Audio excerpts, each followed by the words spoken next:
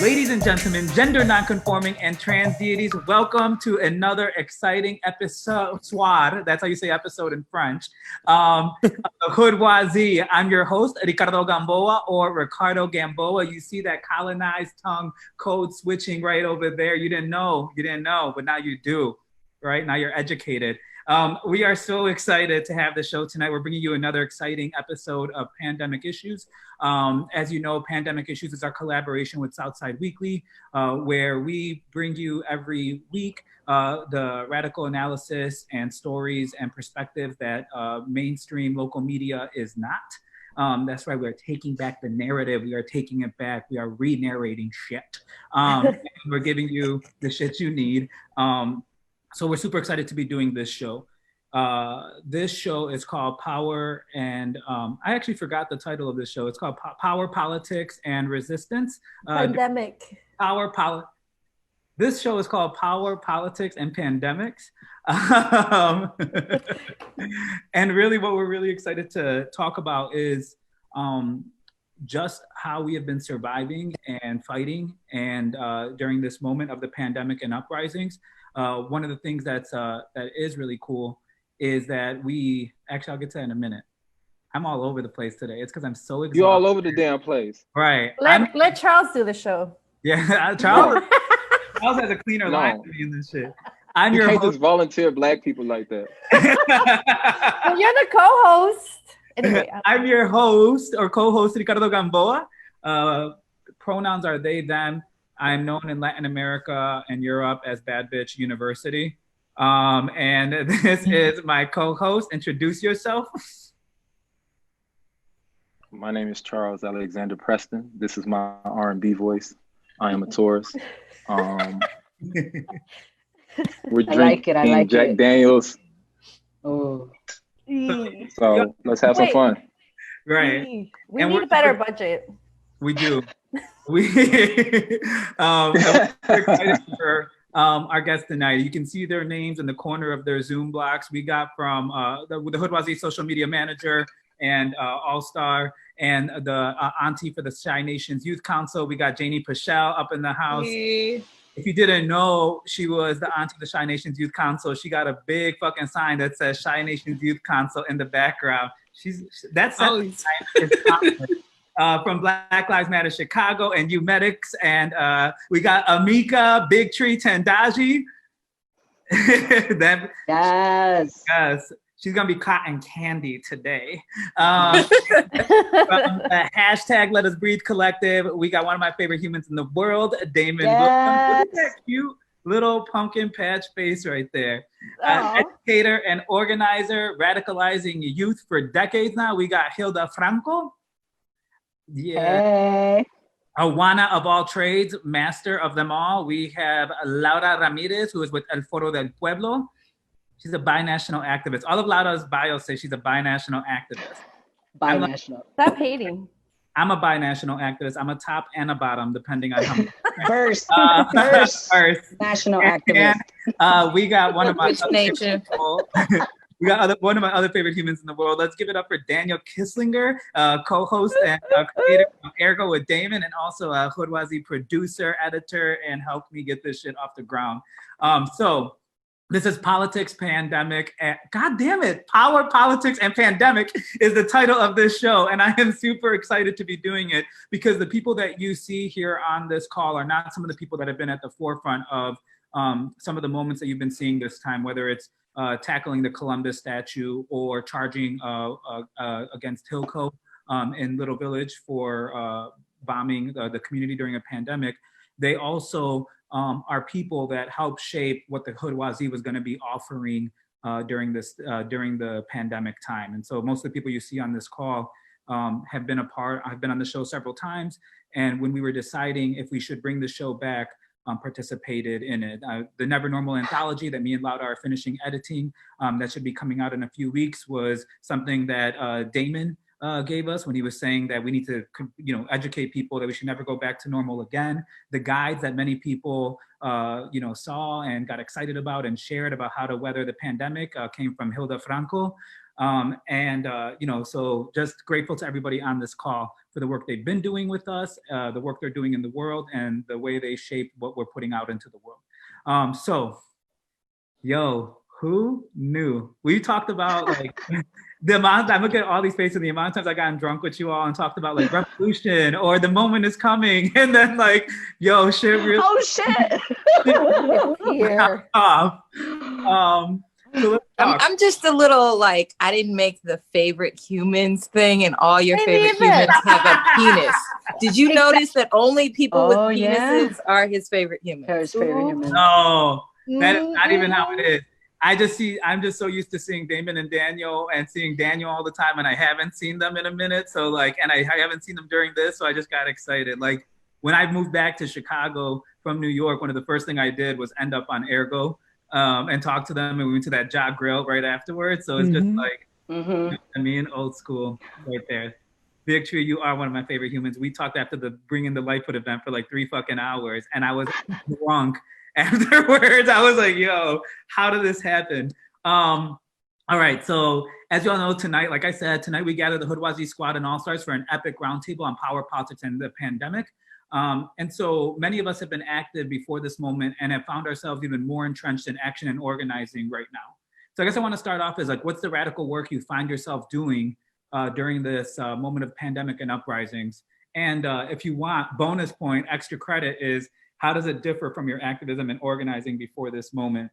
Now, I know generally in the Hoodoisie, it's like, well, it's a conversation and it's an interview, right? And then like, we don't call it we're like, it's a conversation, but it ends up feeling like an interview. But this one, like, feel free to just wow out. We don't have to go one person at a time. When you want to get in, get in. So what everybody turn their mics on. At the same time. I think my radical work is taking my relationships like a lot more seriously. I think like now we're all at these actions, and even like hugging somebody, which used to be, something you kind of take for granted, is like risky and a thing to consider. And so like who I hug, who's in, how I'm building with who, I'm just taking that. I think that's actually the most radical thing I'm doing now. Yeah, I think mine is kind of the same as Victory's. Is before it was a lot of personal relationships, talking to people one-on-one, and now it's, like we have to connect over the internet, we have to connect through somebody else that knows somebody, and we have to meet in a safe place, like it's like a lot of things, but at the same time, we're still, like I'm still doing the garden thing, I'm still doing the youth thing, I'm still building community, and it just looks different now. Yeah, I would say that, I thought about Angela Davis and her definition of radical, which is to change things at the root. And I think for me, what's been changing is really how I think about myself in the world, right? And particularly looking at my history in Chicago and really trying to figure out, how do I stay healthy? How do I stay sane? How do I do this long term? And also, how do I heal relationships that I think, when you work in this work for a long time, you have, just like in life, right? Good things that happen and things that are not so good. And I had a lot of time to reflect, right? And thinking back around my own addition to the conflict and the chaos that we lived. So for me, it's been a lot reflection and sitting with myself and acknowledging the spaces where I need to grow and doing that internal work to heal myself. So I think for me, that's, obviously we can talk about the street work, right? But if we're talking about internal radical work, I think for me, that would be the most radical thing I'm doing, forgiving myself and others. I think for me, it's shifting a little bit of a focus of like who I'm organizing and for what purpose. I've worked so much, realizing how much I've been doing radical education, story-centered work with young people and educators for so long that taking the streets and talking to people about history and movements and even local history, like the Pilsen stuff that we were doing, the rallies that I was part of organizing after the George Floyd uprising. I was just telling lots of people about like historically, this is what was going on, or like these are like some historical moments, and people saying like, I didn't know that, and realizing like, oh shit, I spent a lot of time talking about this with young people and don't necessarily talk to like the people around me who are adults, or and really realizing how much of a gift that is, and like the expertise of knowing that much history, or our history especially, and sharing that with people. So I've been doing a lot of that now, just really engaging with people around those kinds of conversations. Yeah, history. Hill, that speaks right to my experience too. Like, you know, for so long, these conversations is in our pockets, you know, the radical nonprofit that comes and does a training for a day, or, you know, this, this panel over here that's happening at CTU, because everything happens at CTU. And at this point, CTU does everything, yeah. or the Invisible Institute. And at this point, it feels like there's a lot more work of like having a conversation with the world. And there is this like outer world that, you know, are just like news watching kind of folks that now are interested in thinking about systems that, you know, we've been fighting against. So that's one thing. And like, I think that having that bigger conversation is coming out for me of like doing more container building. So, you know, this defund CPD campaign and like, you know, the emerging Black Abolitionist Network, you know, in many ways, it was just a symbolic effort to figure out how we can make the connections that are there or undefined, just like a little bit stronger. So being in conversations and like nurturing up, like, you know, Good Kid, Mad City that are now coming into their own space, right? Like that feels really important to me. And just having this space of like, oh, let's all go back here. Let's be in this park at this moment. Let's throw up this bat signal so that we can talk to more people and have a wider conversation than people can have when nobody give a fuck. Yeah. Yeah, and to building off that, it's really like reassuring and exciting that when people are ready to have the conversation, or more people are ready to have the conversation, we've built some things so that we can respond and we have answers and we have mechanisms for that to happen.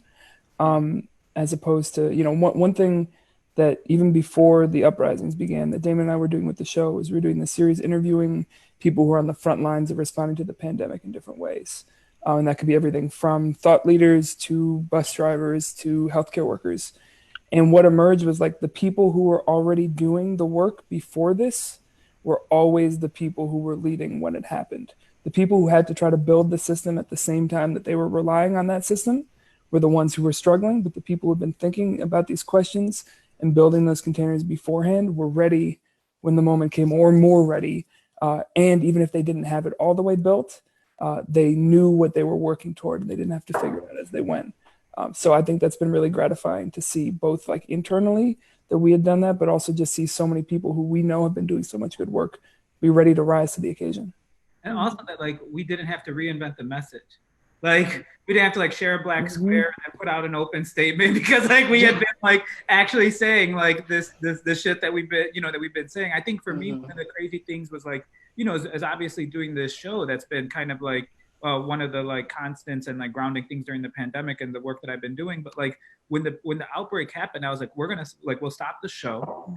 You know what I mean? Like, and we'll stop the show. And I remember Ellen, who's, you know, so great and so formative to Hoodoisie, being like, we shouldn't have our March 14th show. And me being like, I really think we should, right? Like, I think just because a couple of white people are freaking out at their nonprofits doesn't mean that like we should. And especially because when you think about something like Pilsen and Little Village and who comes to our show, right? Like I want to be able to give them that radical education or give them fucking toilet paper, right? Like that's where we were. I remember being like, oh man, like what if we send Alejandro to the Dollar Tree to grab the, you know, like, and so it was like, but it was weird. And then like, you know, we canceled the show. I think it was the right thing to do. But I think one of the things that I thought a lot about was no one needs this show. Like no one needs the Hoodoisie to be doing shit, because there's so much information popping out. There's so much perspective coming. It's like a cacophony of shit. We don't need to add to the noise. And like, let's sit back and see how we can be useful. Cause you know, like at Chicago, we all know the activist community is gonna be like 50 mutual aid networks that pop up. You know what I mean? We know, like those are all like people that we've worked with or that we're friends with, you know, like, and they did. And then like, I was like, yo, like, we'll see where we could fit in. And then the weird thing was the amount of response we were getting, like, are you bringing in the show? Are you bringing back the show? Are you bringing back the show? And I think it was Charles, you were like, yeah, we should bring back the show. Like people, you know, you were like, people have been asking, let's get on the, like, let's have a meeting. And like, it's been, for me, like seeing when McCormick Foundation reaches out to you, who like, we just talk shit about foundations all the time. We talk shit about philanthropy and we'll give you money. Keep doing what you're doing. I don't know. Like for me, Like, yeah, it was that. So like being involved in the Hoodoisie more than I ever been involved, I guess now.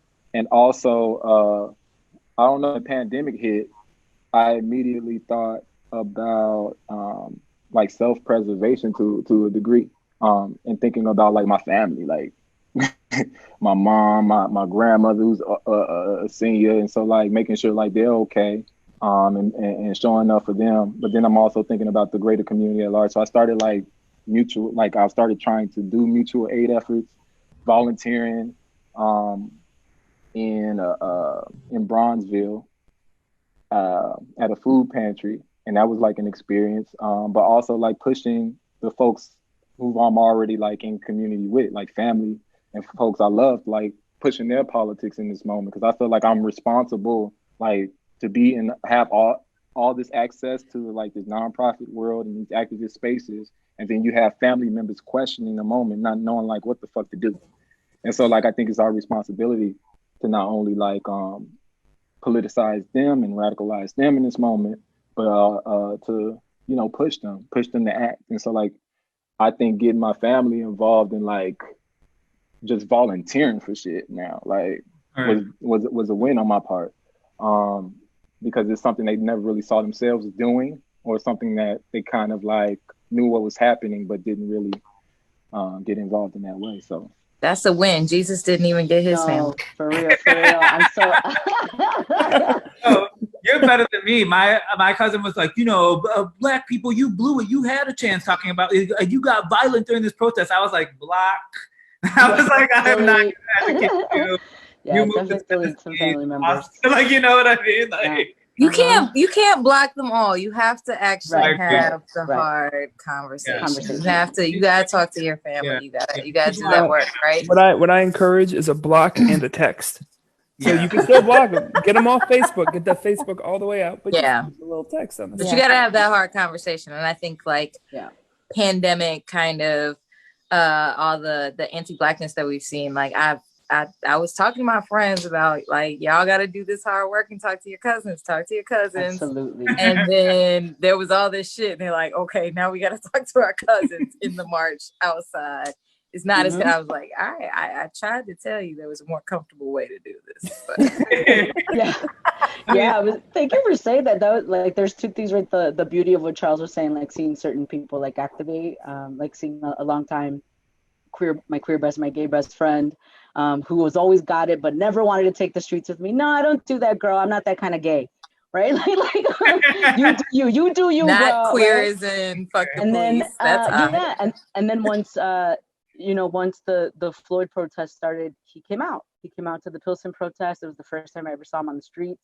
He came out with me downtown, right? And that was really beautiful. Was this like moment to see certain people who you do give those chances, you do encourage, you do wait, you plant those seeds and you nurture, and to see that when the moment comes, that they activate. And then there's the other side, right, of like recognizing that there's still a lot of anti-blackness in our community, and that even our own people who are woke were ready to throw away. And I was like, whoa, those are our bangers. Like we can't. Yep, absolutely. Those are our game bangers. We gotta collect. Like we gotta. You know what though? That is a super radical thing that happened, and I don't know if we're gonna get to talk about it more. But when we had that gang war in Little Village, right, going out there and literally being like, "Oh shit!" Like there's nobody coming to save us, right? Like there's nobody coming to save us, right? So we either come together and literally do the work that, at least in my place, right? You think, oh, I don't need to work with gay bangers, and then realizing that you're already in the mix, right? Because you have family and things happen and you don't, so it's just so intense to recognize that survival. I think somebody mentioned it is a radical thing sometimes, right? Especially when shit pops off. But I did want to share a ratchet story that is radical, if that's okay with y'all. And it's a radical story. So I joined Bumble because, COVID, right? And I was like, I'm not going to date nobody till, we get papers, right? So we got papers. And I ended up dating this person. I was the first person that took him to a protest. He's a 34-year-old man from the West Side. And I'm like, how do you live all these years without ever doing anything about the murders of Black people, about the poverty in the city. Anyway, long story short, now he's like a super hard. I don't talk to him anymore. I blocked him too. But before I did that, he probably watching this. Well, hi. Anyway, so going to all the protests, and actually really starting to activate, right? And not because of me. I think it was something in that person already that just hadn't been activated, right? So really recognizing even within a couple months how somebody can go from ignoring everything that's happening outside of their door to being engaged and wanting to change it. So I think that the time for evolution and even in the most wretched of circumstances is very, very ripe. So come through Bumble organizing, come I was Tinder about to say. organizing, come through Grindr Let me organizing. let me download Tinder. The cause. You're not on the apps for dates. You're on the apps for one-on-ones. Literally, yeah. I mean, you could do both. I'm trying to raise their consciousness and something else. I think raise the consciousness and the D. something got raised. Something got to come up. But we were talking about gangbangers and little Village. So for those that that are tuning in, right, we all know that when the George Floyd protests broke out and like Lori Lightfoot lifted the bridges and kind of cut off like Black rage and anger against police brutality from being able to access sites of power, we saw that spill out into neighborhoods and gangbangers militarized, lined up like a militia to handle looters and became a kind of a blanket excuse for for anti-Black racism, I would say, because anyone that was Black was all of a sudden attacked. But it made me, one of the things that did freak me out about that, I was like, we got activists that have been working for years that can't mobilize a whole fucking neighborhood the way these gangbangers were able to do. I was like, exactly. And it was one like frightening, but also really telling, right, about the way, we could about like what is needed and also what people gravitate to, right? Like the way that fear was people were able to it was part of what was so able to be mobilized was that fear of like, oh, they're coming, right? And I'm just pointing that out because I do think though on this call, a lot of us have done some really amazing shit. So I want to throw out a quick question. What is one moment that you saw the fruits of your activist labor that, an action that you were a part of or something that you helped organize or whatever that you don't feel like you're ever gonna forget? Like when you are like old and the light flashes between your your light flashes before your eyes, whatever the saying is, it's gonna be like, it'll be like that. I will not make out with you, audience. I know you want it. What a tease! What a tease you are. So let's try to get it up. Only consciousness raising on this program is really I think for me, I think when we did the Indigenous Black Solidarity Rally, and when I seen all those people start beating up the cops, that's the craziest thing I've ever seen. And it was like the greatest thing. I didn't think Chicago had it in them. I thought we were all about peace all the time. And then all of a sudden, like, people just started throwing LaCroix at the cops and beating the shit out of them. And it was like, I was like, I helped with PCP pipes. Yeah. Oh, I loved it. Who else? Okay, so go louder. No, go ahead. So this is this one. This one. First of all, I'm not an activist. I don't have activist fruits of labor. I have organizer fruits of labor. But during the 50 school closings, we went to a meeting and she was like devastated about, she was like, they just have these people here to ignore us. They're not listening. They're not caring. And I was like, yeah, what you want to do about it? And she was like, well, we got to make them pay attention. How are we going to do that? She was like, we need a lot of people. And so she was like, I think what I have to do is get all these people's information that care. I'm going to get their phone numbers.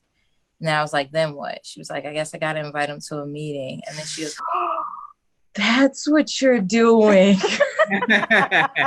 You brought me on here to expose me. I thought we were having a... I know, we miss you. I miss y'all. I can't wait to talk to y'all. She's mad because she can't drink on the Hoodoisie. Almost. How old are you? You got a long way to go. Oh, Okay. you're 22. But if you were in Mexico, you could. You're in Mexico, probably it's now. still okay, yeah. I went to Mexico. She ain't in Mexico. I went to Cuba. She could drive at 10. So I think it's kind of hard, right, when you've been doing the work for a long time to have like a moment. But I think for me, I would have to say two major moments. One was when, you know, the parents from the disappeared students from Ayotzinapa came to Chicago to share their stories, right? And it was when I understood, right, the level of trauma that disappearances cause in the lives of people. And then my whole world started to open up to really be able to make connections between the drug dealing in Chicago and the disappearance of students in Ayotzinapa, right? We found out that one of the reasons they were disappeared was because one of the buses that was coming from Guerrero to here was carrying heroin for basically the gangs in the streets, right? So to know that that connection was so deep and intense and deadly, it really altered my life completely, because I realized that we're not disconnected. And even though sometimes we don't see the consequences of, you know, these issues, they are killing people and disappearing people and causing so much pain. But that's one. And the other one that I'll say is during the pandemic, I think what was really life-changing for me was to finally see people that I've been talking to for a long time and denying that there's anti-Blackness in our community, finally being willing to come out and confront it, all of us, and talk about it, right? And not make it into, and to have the grace to allow for people to grow into understanding that these, the racism that pervades our community really comes from colonization and our own self-hatred and the way that we've been taught to hate each other, right? So, and not to say that it's been solved or that we don't have it anymore, but I definitely think it forced us to confront those spaces that we thought were like, oh yeah, we worked through that. No, we didn't, right? And the other piece that I'll say is also, you know, just the solidarity piece, right? Like, this is the most brown folks that I've seen come out in support of Black lives. And I think, I just hope it doesn't stop with this. And I hope that it really comes home with us and that we start to teach our families about it. So, yeah. Yeah, so one thing I was thinking about, I'm just happy about like the entire mainstreaming of like defund the police, because I remember when that shit was like super taboo to say and not so cool. Like, I'm thinking about like 4 years ago, like 3 or 4 years ago, when we was like at the motherfucking FOP bank or whatever, and we like did an action, and I felt like, damn, like we the only ones talking about this shit in Chicago. Like, we the only Black people talking about defunding the police, and it felt like very like isolating. And even like when you try to talk to some folks, they wasn't getting it and making that connection. Job for criticizing police. Like, I couldn't get hired in youth programming for like talking about Rahm Emanuel and police, things like that. Right. You know, like, because an industrial complex is a concept. It was, you know, it was an idea that isn't real. It's a philosophy or like a prediction. I was like, shut the fuck. But I'm also like, and I'm also happy at like the amplification around like Breonna Taylor. Now memeification, they made it into a damn meme. But it's like, there was once upon a time where like no Black woman would have had that amount of like fervor and publicity and like just her name on all of Americans, like right now, like just Breonna Taylor. Like, that was not, I didn't think that would happen for a long time. And it's like, I directly like tie that shit to like, you know, the Say Her Name campaigns that so many organizations wage, and just the amplification of like the few and the Black women who constantly like push those narratives and fought against that like patriarchal framing of like of violence. So yeah, like I'm just happy that new narratives are being amplified, new ideas are being mainstream, and there are ones that we were damn near like isolated for. Yes, I'm with Charles. Like, my family is having so many more conversations on like my family is a hood family. So the first thing is like they saw the 30th and they like, you was out there getting your ass whipped by the police. And I was like, no. And then Hyde Park happened, Battle of Hyde Park happened. They were like, you got your ass whooped. I didn't get my ass whooped. Like, I got I got in a little bit, like, you know. So they're not, there's no real like sympathy. They believe police serve a function, that internalized racism piece, and that these conversations are being had. And I probably sparked them. They're like, we saw you on the news. Now we're having this conversation, but it's not like I had to come in and be like, let's talk about this.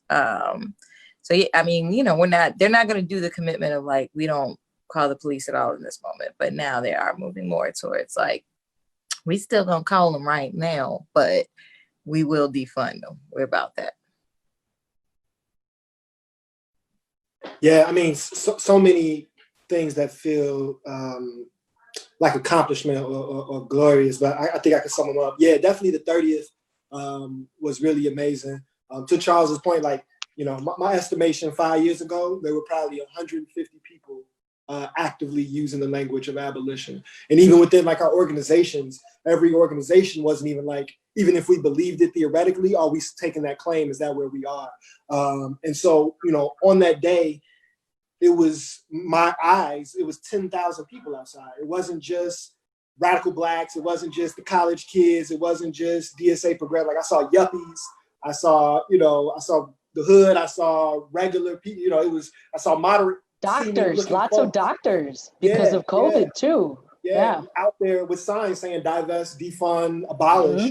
And it was like the city was shut down. And then the mayor and the police then escalated, and that protest went to rebellion and went to uprising. But the fact that there were enough people out there for it to be a functional rebellious action, and they were out there with the right politic, more or less, was really amazing. Like it was hard. I couldn't understand it. Like, how did this happen?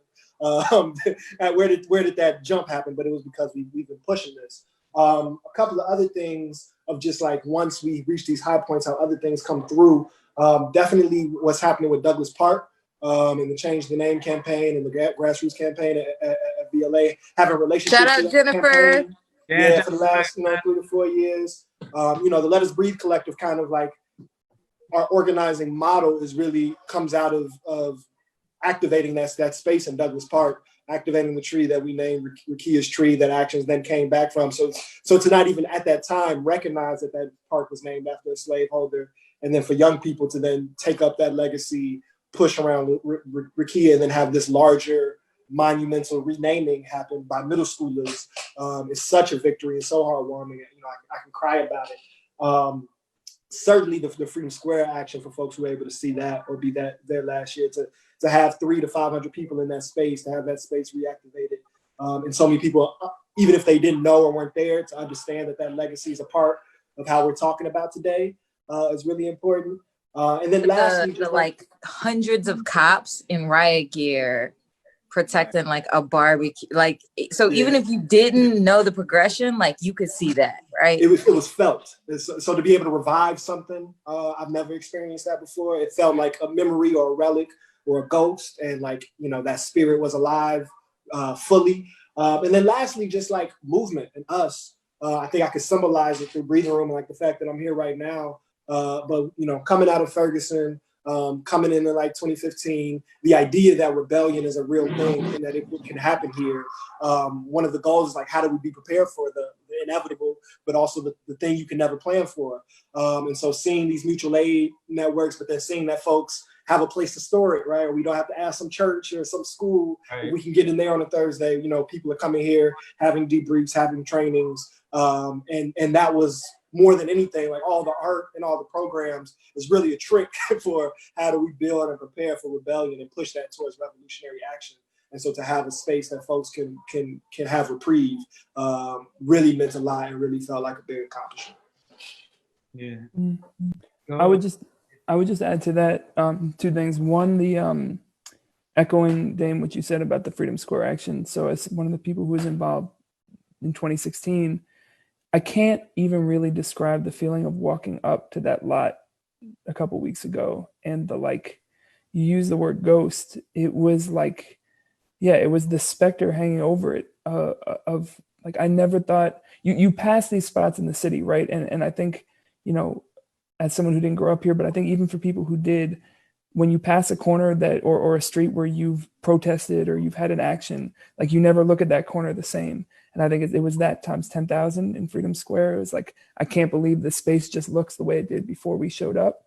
And then to see it like refull and also like building momentum toward this fight, it was really moving. And then just on the radio end for what we do, we did this suite of episodes on abolition where we talked to kind of some of the folks so it was Miriam Kaba came back on the show, and then Andrea Ritchie and Robin Kelly.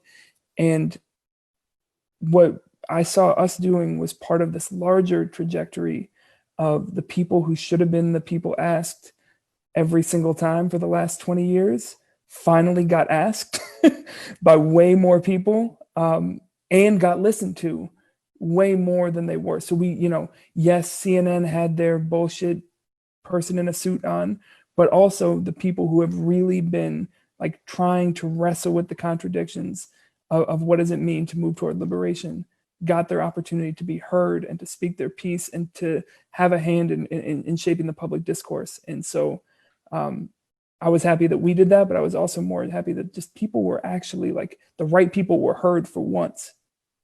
Yeah, I mean, I keep on thinking about like, because I have a few like of those moments, right? And some of it was like seeing some of that work, right? Like seeing like what AirGo was doing, seeing that like all of a sudden, like when the decolonize, defund march happened, and being like, the Hoodoisie has been staging those conversations around decolonization really intentionally the past couple of years, and all of a sudden being like, yo, like this shit is like happening, and like there's like thousands of people that are like, yes, like. You know what I mean? Like decolonize, land back. And I was like, take the land back. Yes. It's like, first of all, why didn't you come to the show? Yeah. First and foremost, we could have filled a couple more houses, but that's not. Right. That's and I think like it was, I think two of the moments that are sticking out is like one of them was when Shy Resist organized a march in Pilsen, and they asked me to come speak to it, to do speak on anti-Blackness and amongst Latinidad, like and so. And it's like a brown femme labor putting this like amazing march together. It felt spiritual walking to that. And it was also like, if you are someone that has been doing black and brown intersectional work and solidarity work for like longer than like it's become a trendy thing, and intersectionality became something that was put on a meme, you're like, holy shit, I can't believe this is actually happening. But also like personally, as like someone that grew up around organizing, whose best friend in high school's dad is an assassinated community activist, I was very much like, I don't like protests. Being in some of those spaces can also be like fraught and risky. And so like, I'm going to like be an artist, like an activist disguised as an artist as long as I can, and like avoid some of those things. And sure, there was a few where I like did some of that space, right? Because it's important for me to stay alive, I think. And then like making the choice to be like, no, like this is some crazy shit and I'm going to show up for my community in this way. And then like seeing this like sea of just like brown and black people outside of Casa de Pueblo. I want to cry right now, like outside of Casa de Pueblo and like on 18th and Blue Island. And they were just like hungry to do something and ready. I was like, yo, this is fucking awesome. And then the other thing is when Lori Lightfoot got elected, I was like, I can't stand this mother beep, beep, beep. I was like, she is a liar. You can't curse now after you're doing the show? What? I was like, you turn PC now? What? I was I know, right? I was like, Lori Lightfoot. And then like when we had to bring in the light event and being like, this is going to be the hashtag for it. And like, was like, we'll tag everything Lori Lightfoot. And no one said anything. Like I'll always like, when we're on our staff meeting or talking to Charles, I'll like throw it out there and people be like, well, maybe not. Or Lada will just usually like say something that's like, aggressively passive or just aggressive to agree with me. As a binational activist, I think we need to read it. Stop hating. I just tell you the truth and you don't want to hear it. True. That is true sometimes. But to see that all of a sudden, like we got that shit trending and that like all of a sudden people were like the radiant effect of people talking shit about Lightfoot was like joy to me. Cool. Speaking of like the personal's political, I want to take. So there's two. Yeah. So I want to say my two, because mine was definitely the Pilsen rally. I was part of supporting that, and there was two. There was one on Tuesday and one on Wednesday, and as beautiful as Wednesday's was, Tuesday was kind of the precursor to the Wednesday rally that you attended, Ricky. That we called you to have a speaker because we didn't have enough speakers. So it was so like fast. I mean, you saw the stuff that was happening so fast that we didn't have enough speakers the first day. I was put on the spot to like speak, and that was the first time I really I'm not a speaker, a lecturer, or none of that. You know, I'm definitely pop ed kind of style. Come through, cherry popping. Yeah. So so they passed the megaphone. They're like, "You're speaking," and I was like, "I'm not talking. I did all this other work. Like, I don't." But sharing a lot of like the history stuff and being able to talk to people was a beautiful thing. But I think for me, it was the reason it was so beautiful, Ricky, was the calling of people to occupy a neighborhood that I got gentrified, and I live on the west side, and I've been here for 3 years, and I love where I live, and the idea that there was anti-Blackness in a place that I grew up, that I love and cherish still in a lot of ways, and have a lot of people that I care about still live there, was not just like annoying and heart-wrenching and, you know, pissed me off, but everybody else was scared. All the Black and brown people were scared to be in Pilsen, in a little village during this time. Like, don't go out because they're shooting. Don't go out if you're Black because they're harassing you. So I was told that we should probably cancel the march. And me and the other young folk were like, I don't know, we should do it. We need to do something, right? So we went to scope out the scene, and what boiled my fucking blood, I kid you not, that made us like, we're doing this shit. I saw white people in Pilsen very much enjoy their life. Yep. Eating ice cream, walking their dogs, having a good old motherfucking time, and everyone else was inside. So this in itself was like, oh hell no. The alternate universe. I was like, hell no. On one of the hottest days in the summer too, it was like 89 that day, and I was all like, so we're all out here scared. Apparently y'all fucking immune to corona, immune to gangs, immune to a racial uprising, immune to police. Like, they were roaming so freely and enjoying a regular ass summer day in a way that pissed me off so much. I just love your like radical National Geographic perspective on white people. You're like, they were roaming so freely in the wild. Because if you think about how 18th Street is, it's usually like bustling with people. And even now with masks on, people, it's bustling, right? But that day, it was nothing but the vigilantes and white people roaming freely because the vigilantes were not harassing them. The police were not harassing them, right? So we were like, we have to come out. I know there are more people in my neighborhood, in this area, that really do give a fuck about what's going on, and they do not represent us. So I called the people, we called them out. We were like, out of love, take the streets, take your neighborhood back, and they did. And I think for me, like, that was that beautiful, right? That everybody was like, that was such a beautiful march. We saw people pouring out of their houses. It was a really joyous moment. But it came out of like anger that so many other white folks were not experiencing what Black and brown people were experiencing at the time in Chicago. That fucking pissed me off. That I visually saw how alternative our lives are. Yep. You know? So one last thing, you reminded me, Hilda, of that march that we had on 26th Street, where we came from Keeler and met at the gas station. And that was part of our trilogy. That was beautiful. Like, that was all people from the hood, like straight up the hood, not like people that you would see downtown, right? At all. Just really walking for our neighborhood, right? It is kind of when you show up at an action and you just can't see the people you know right away. You're like, this is. But you know what was beautiful? Like walking into the cafeteria, right into the club, like, and you don't know anybody. You just be like, let me go to the bathroom real quick. But you know what's interesting? You know, like it really like made segregation become even more real, because you know Ogden is the separating line between Little Village and North Lawndale, right? And we hardly ever, you know, I felt the realization, like, we hardly ever go past Ogden unless you're going to take a bus, unless you have to. But folks come over here all the time, right?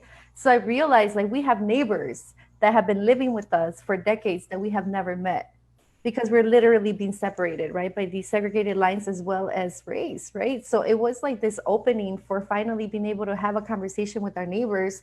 And on both sides, right, I felt horrified that people didn't feel safe in Little Village, right? That I had to send my son and my daughter to live in Indiana with their dad, because I was like, you can't go out, because I don't know how they're going to treat you, right?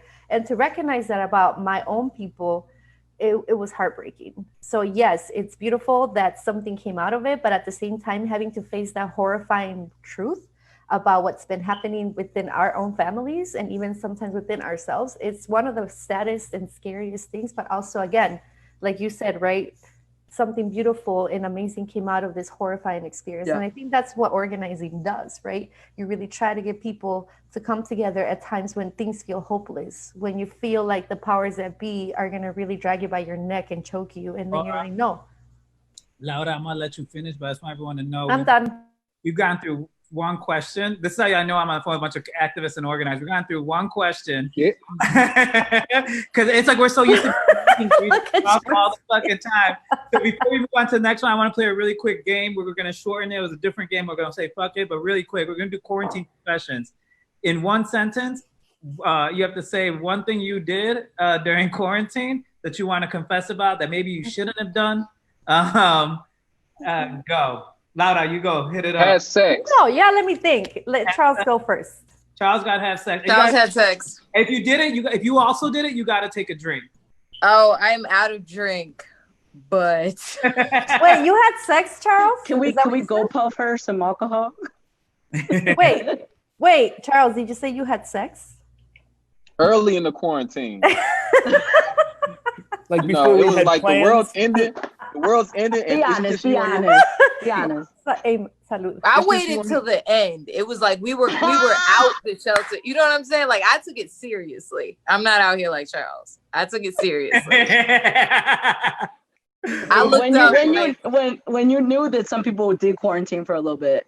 I looked up like glory holes and thought about cutting stuff in shower. Like I took it serious. You had time to research beforehand too. I researched. I took my time. And Daniel, I just want to say you were just serving a non-colonistic Banana Republic aesthetic.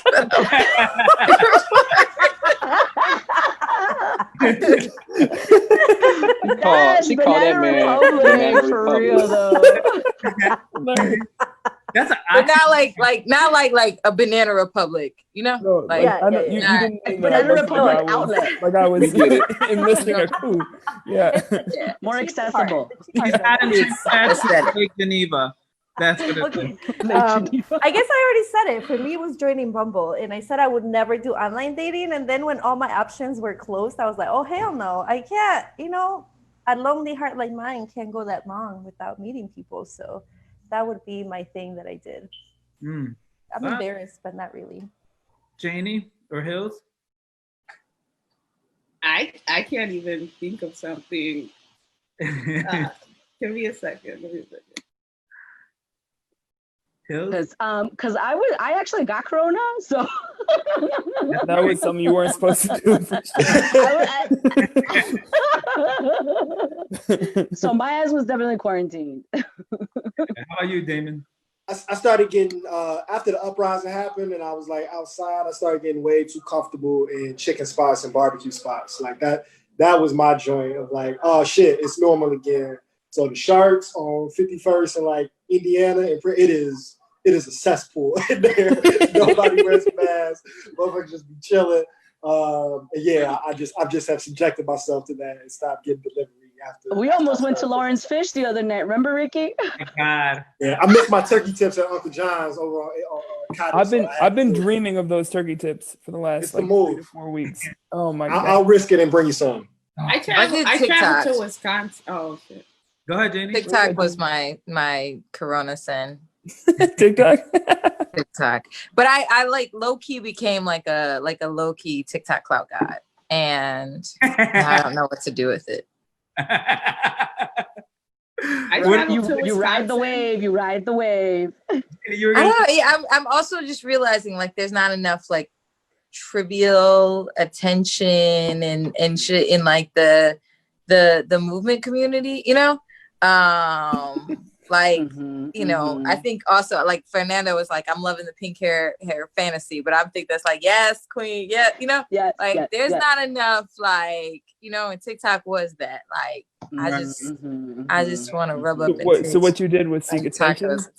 I did, but it was like, I don't know. I was trying to like connect with these young people who were no bullshit. I know it sounds like I'm making excuses. You weren't on but for likes. You were on for they one-on-one.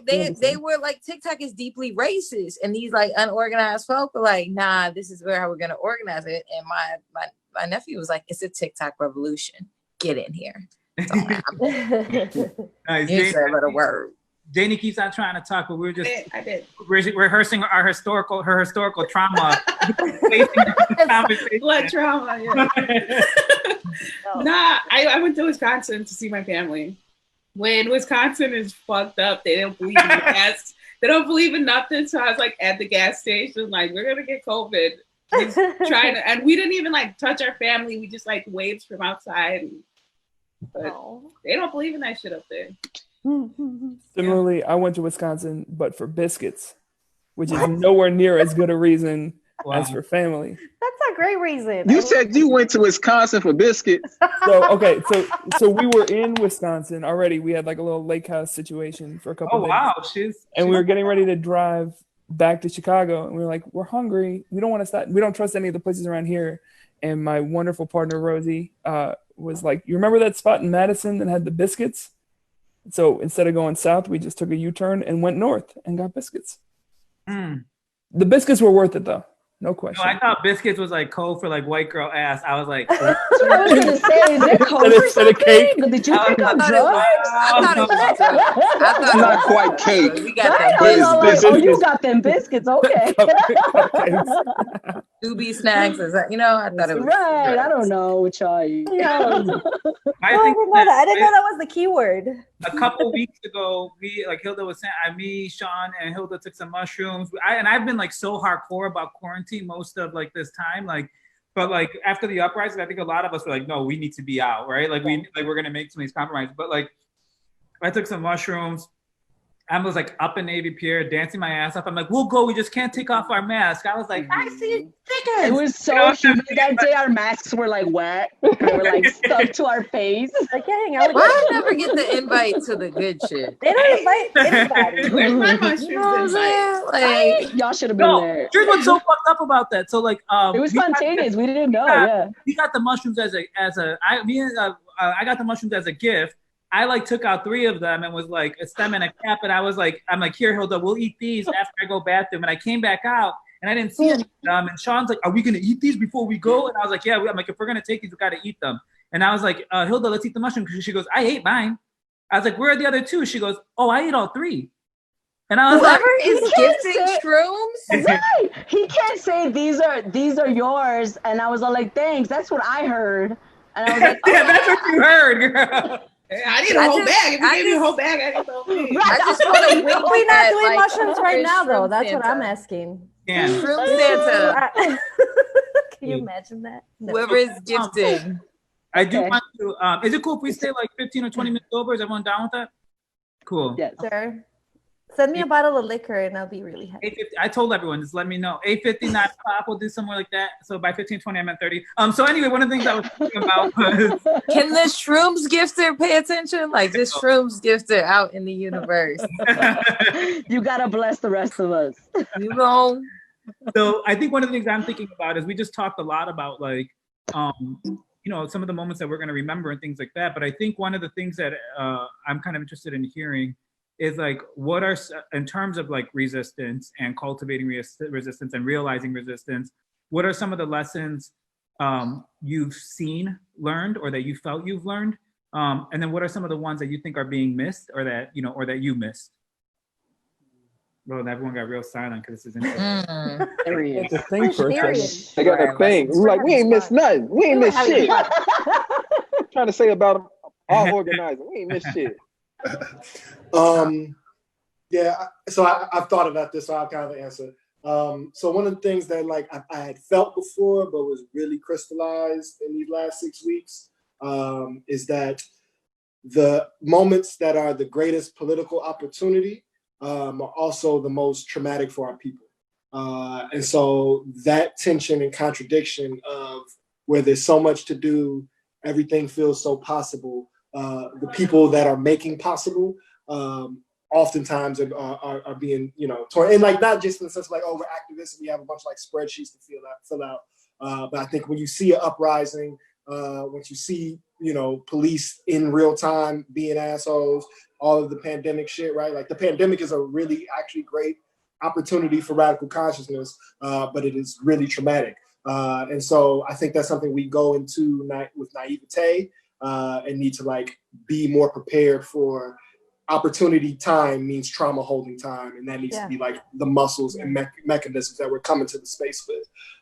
And then kind of related to that, I think the thing that we're missing or I hope comes out of this, and me and Daniel getting this bag deep, is just like a deeper push and check of individualism. And I think a lot of radical folks in the Western hemisphere have unchecked internalized individualism. And I think the individual is a fallacy. And that fallacy serves white supremacy and colonialism. And we are beings connected in a collective body.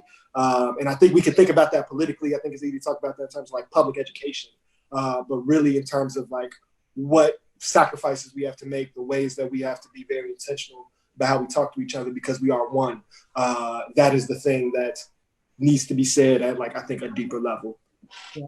I'm all for like collectivity as long as people think I'm one of the cuter people in the collective. But I'm all for unique. You can be specially unique. First of all single people need to fall. I mean, all the couples need to fall back in the. Fall back, You know what I'm saying? Go into your caves, go into your some bag. of us have to go through some dry shelter in place. You fall back. You can be cute when I'm more getting. When you're back out here. So, I think the that was missed. What was missed for a long time is like genuine deep relationship building. Yes. And a kind of like real vulnerable honesty, right? And a commitment to the people doing this work with you, not just the work itself.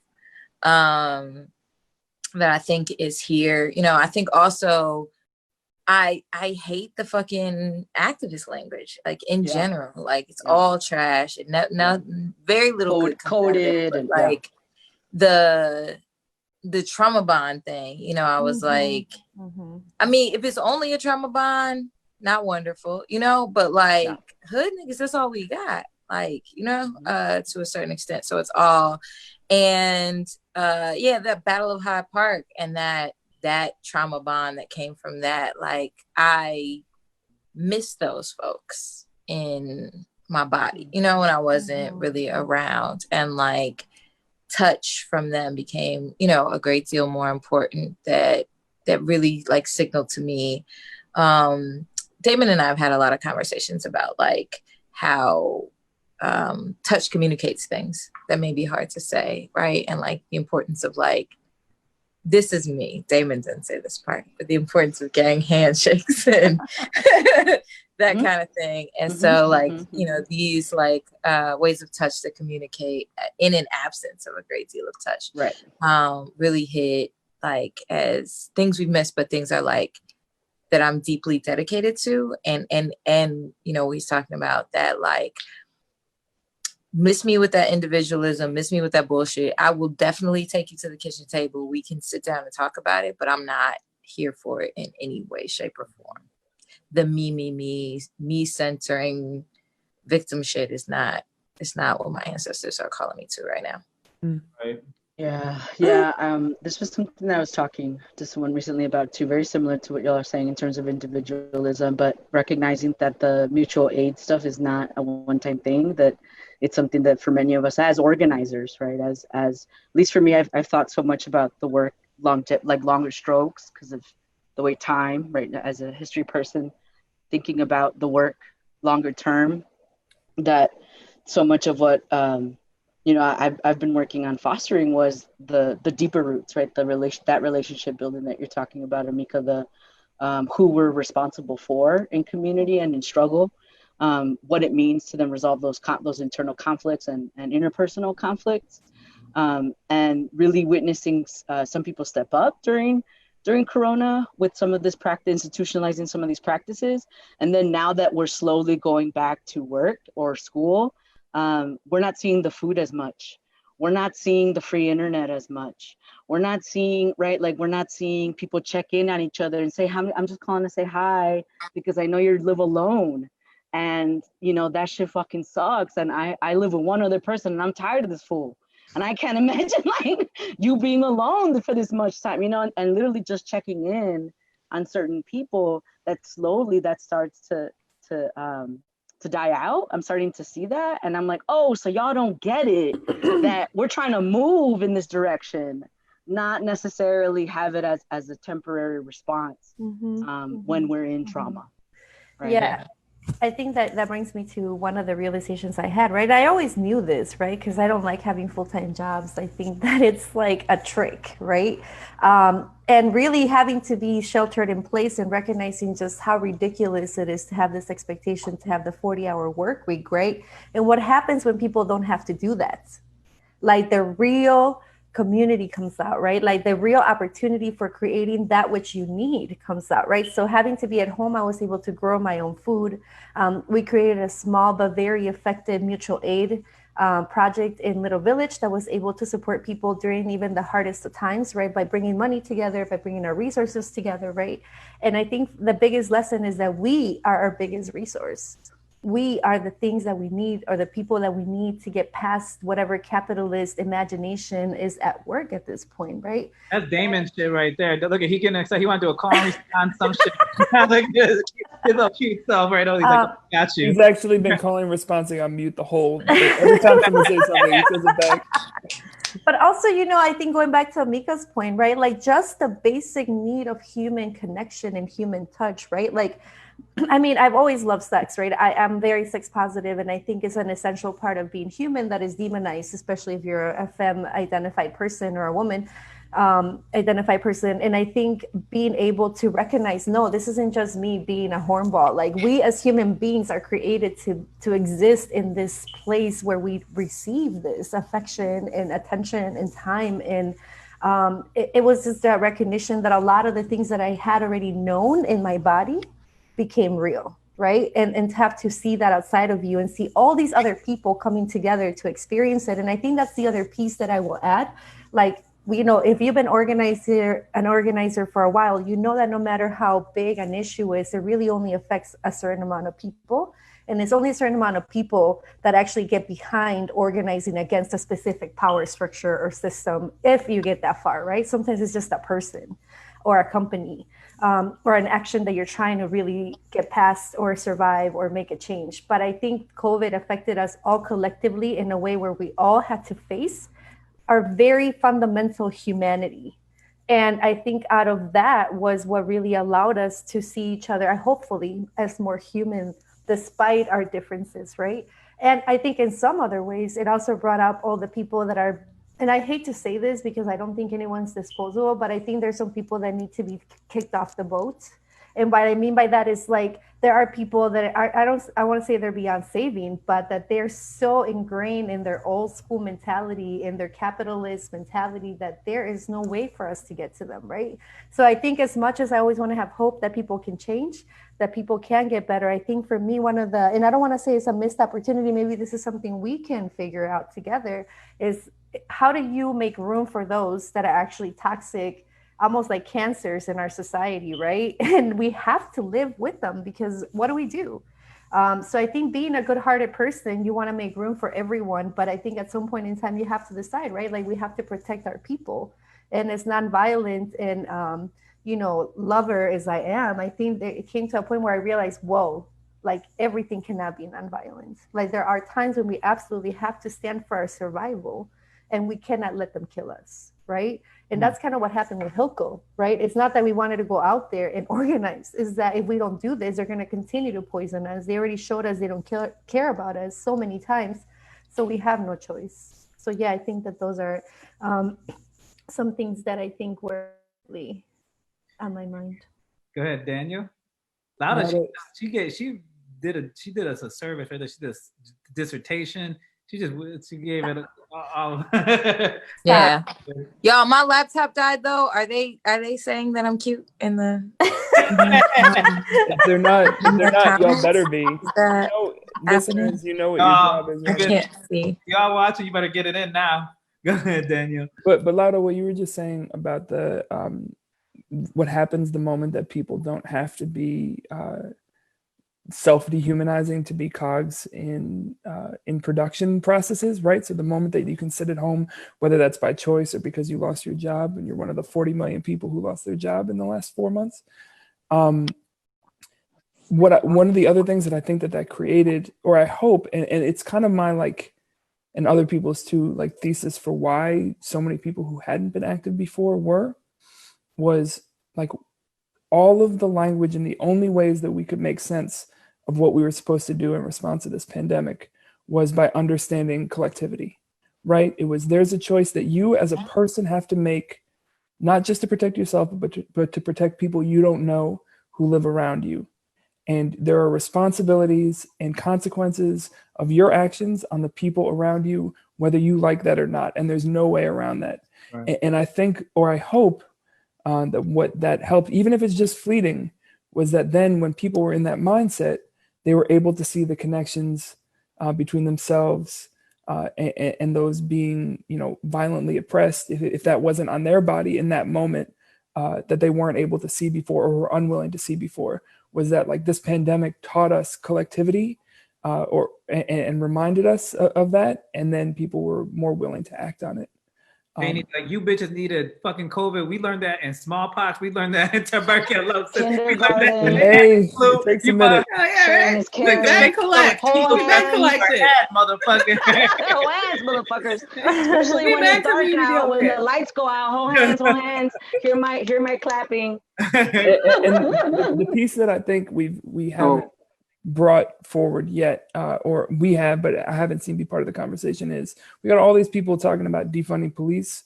And if you're mad about the police getting all the money, wait till you hear about the military. And I haven't seen that link be like as closely and as explicitly made, that like these logics are what are terrorizing our world and polluting our world and murdering people around the world, by the same people who are now willing to talk about, like, if you can have that logic in your city, you can have that logic for our planet, because collectivity extends to all 8 billion people.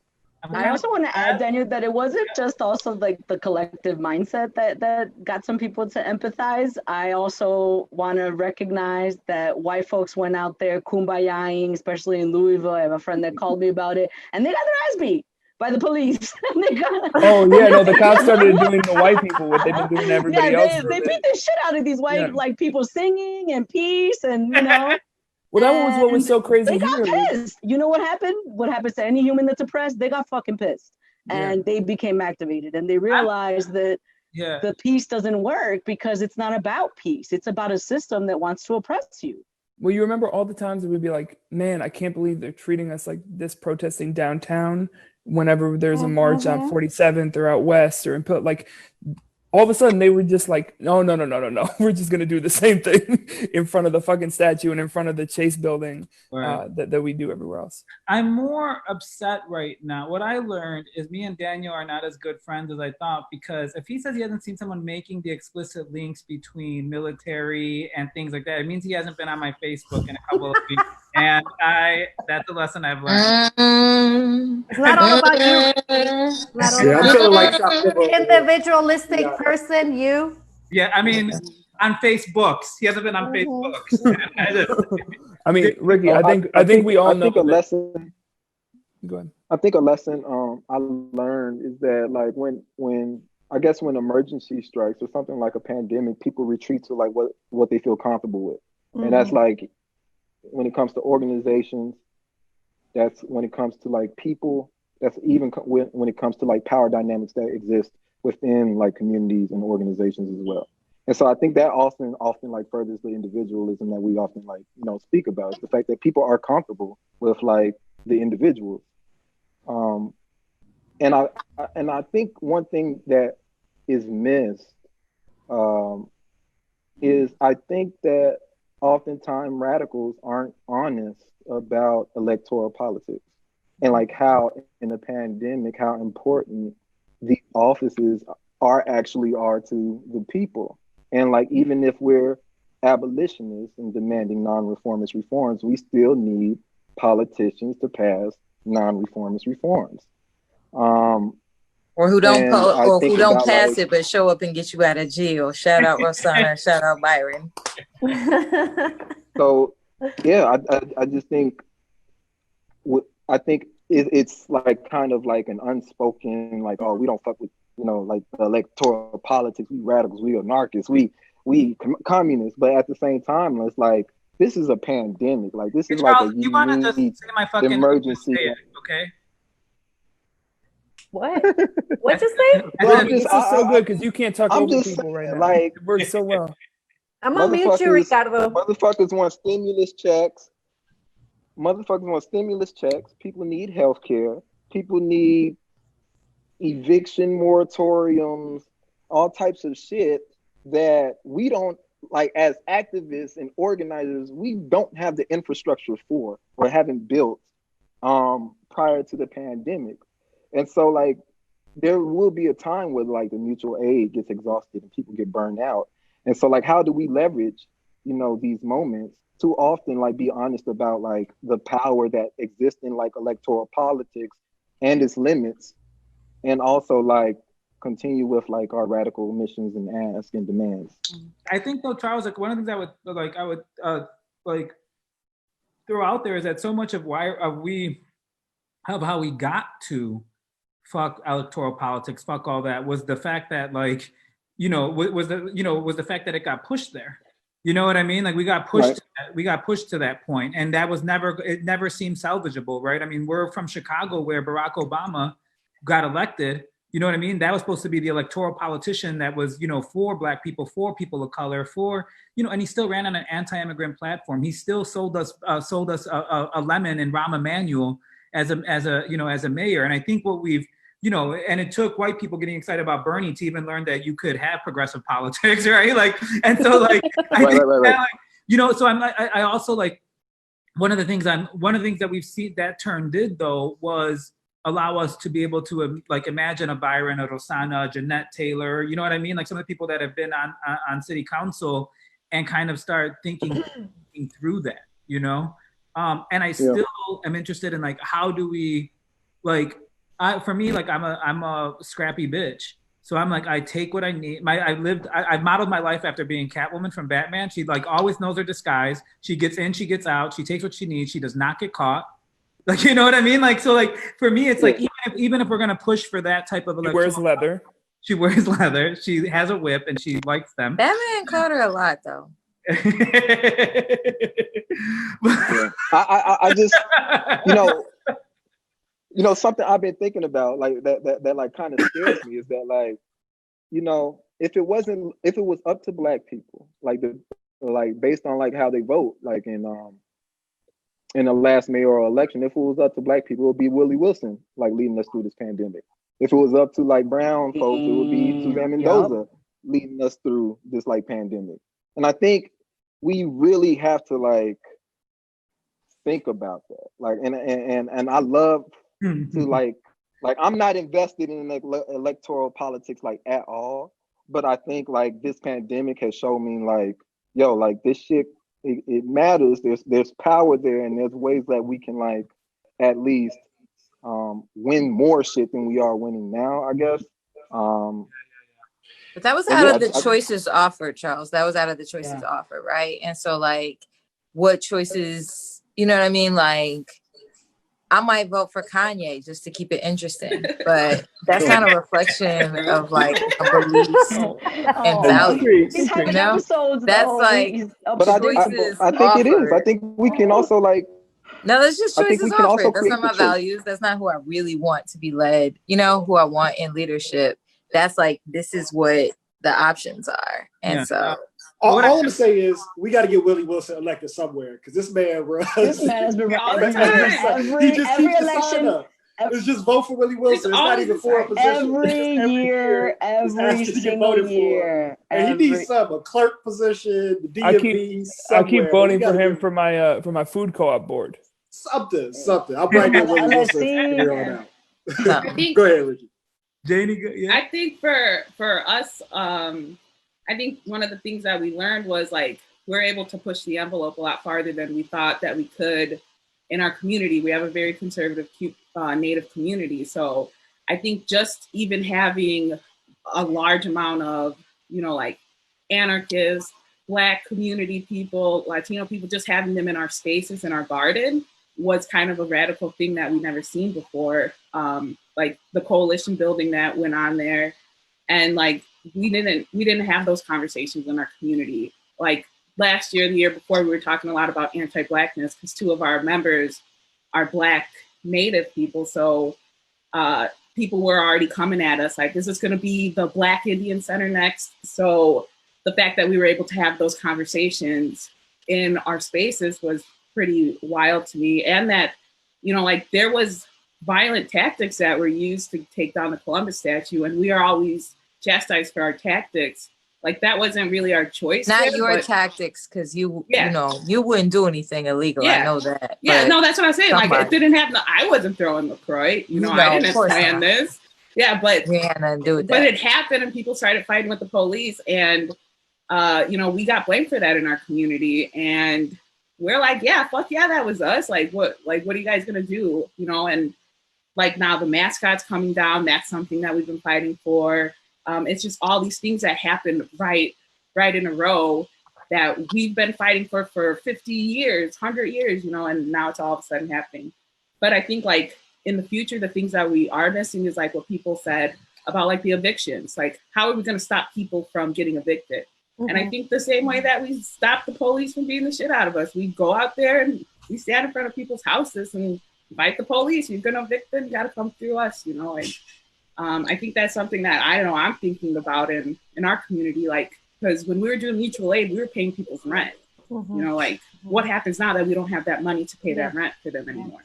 Absolutely. So we're gonna stand outside and we're gonna have to like fight the police or something. Like, have you all seen that video from New Orleans where landlords were trying to serve rent eviction notices and organizers blocked the entrance to the courthouse? So it wasn't even like at the house; it was at the place where the legal process would happen, and they weren't able to serve it that day. Obviously, that's not like a long-term solution, but it's like, you know, that doesn't feel reactive to me. That feels proactive to me. Mm-hmm. And real quick to the importance of this, you know, eviction space and that coming more to the front of our thinking. A thing that I don't hear pointed out enough is that it's sheriff departments that do the evicting, right? And so like the way we need to stop siloing and talking about this thing all at once is that without these police forces that beat us up all the time or that kill people or that is causing this crisis of incarceration, there would be no mechanism to kick people out of their homes and displace people. And so that would be the type of thing that would be, I mean, I'm sure they would create something else in private police force, but as things stand, the banks themselves, the landlords themselves don't evict nobody. They're not ready for that action. And so they need cops to do this. And that would be a great, I think, connection to make moving forward. Yep. And just to go back to what you were saying, Damon, earlier around the connection between militarization and police, right? One of the pieces that we talked about is how the gangs were actually used as paramilitary forces. How you can actually deploy people that are already organized in communities, right, to either protect or to hurt communities, right? So I guess, how do we get to the point where if the system is able to utilize organized crime or organized factions within our communities to repress us and kill us and terrorize us, how do we get to the point where we're the ones that can deploy and utilize our community members for the safety and well-being of our own communities, right? So I think it's really, the infrastructures are there. It's just that we haven't been able to tap into them to actually utilize. I mean, you know, back in the day, we know that gangs were originated to protect, right? But not anymore. So how do we go back to those spaces when people feel invested in their communities? Not all the time, right? I mean, I don't want to do like a blank statement, they never protect us, because that is also not true.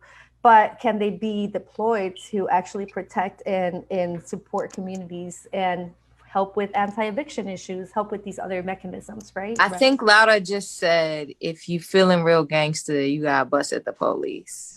Real talk. I think that's what I heard. I was thinking like very similar to like, I think it was like Rick Wilson who like posted immediately after the decolonizing, taking down the statue, that it was very angry about like, you know, all these people posted up in our neighborhoods. Where were you when we needed you at the statue? Like, where were you when, you know, we needed you at Home and Square? Where were you? And I think that's a very much, I think, still a sentiment in a lot of the missed opportunity. For the work that we're doing is really including all But to Charles' point, like, I think, Charles, you're right. And it's really hard to move politics in this city in particular, in the state, because of the machine, right? And because of how, like, the many, many years of how this thing has been designed. I mean, Lori Lightfoot, there were so many people I know who were like so hopeful about her. And we all told them, we were like, no. Oh, it's such a like tragically ironic I told you so.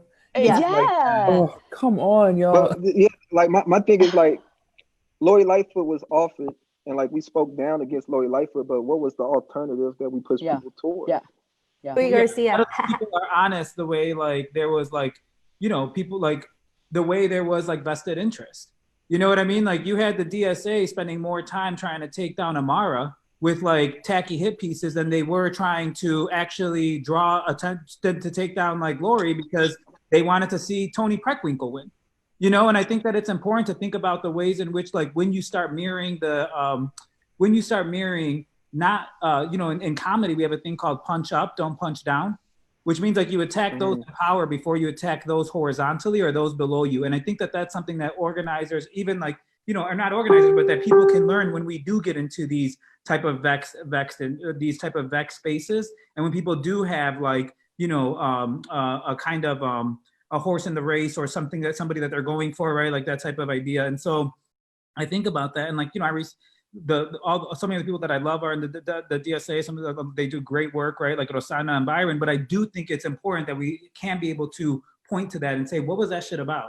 You know, because it is part of how we got Lightfoot into office. Yep. And so when I think about like some of the lessons to be learned, I think that's some of the stuff to be learned. Don't get me started on the DSA. Why are y'all at the DSA and they're not here to defend themselves? Exactly. That's why I said I'm not going to start on them. Next time we'll talk to them.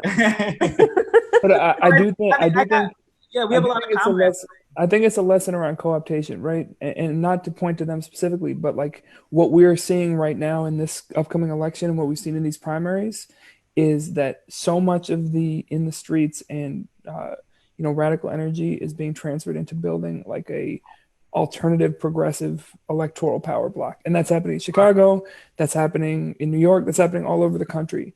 And that's a beautiful thing. And that's not what we're doing this for.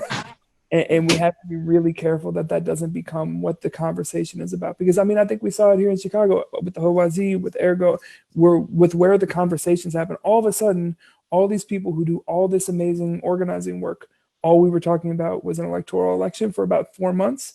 And the things that we could have done in that time instead would have better prepared us to deal with the ramifications of that election. Right.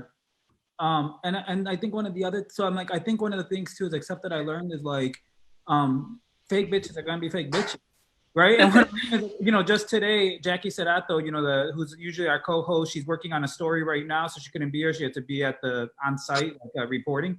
And so, but she shared a picture of Jose Torres, who ran for alderman in Burke's ward, who bowed out when basically, you know, essentially Chewy told him to because he wanted to have Tanya Patiño run, and who now, you know, after all this that's happening, right, with Hilco that, you know, kind of like has endangered Mexican immigrant communities like Little Village, with, you know, the tensions that exist in somewhere like Brighton Park where he was running, and like the disposability of the way life is viewed there. And that the city exacerbates, was just, you know, sharing a video of him wishing Lori Lightfoot a happy birthday with some mariachis at a Mexican restaurant. And it was like, man, like if that's your allegiance to community, even now, right now, like there's a problem. I think that's one thing.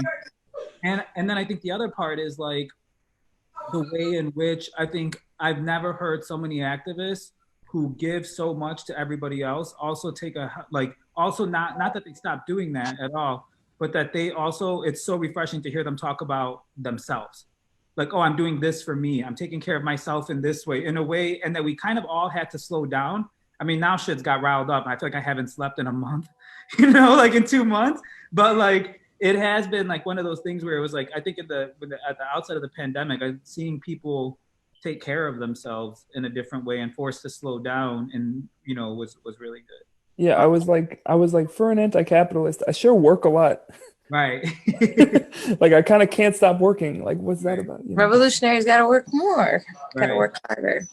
So I think speaking of revolutionary, I want to close out and one, well, man, can we go a little bit longer? How are we feeling?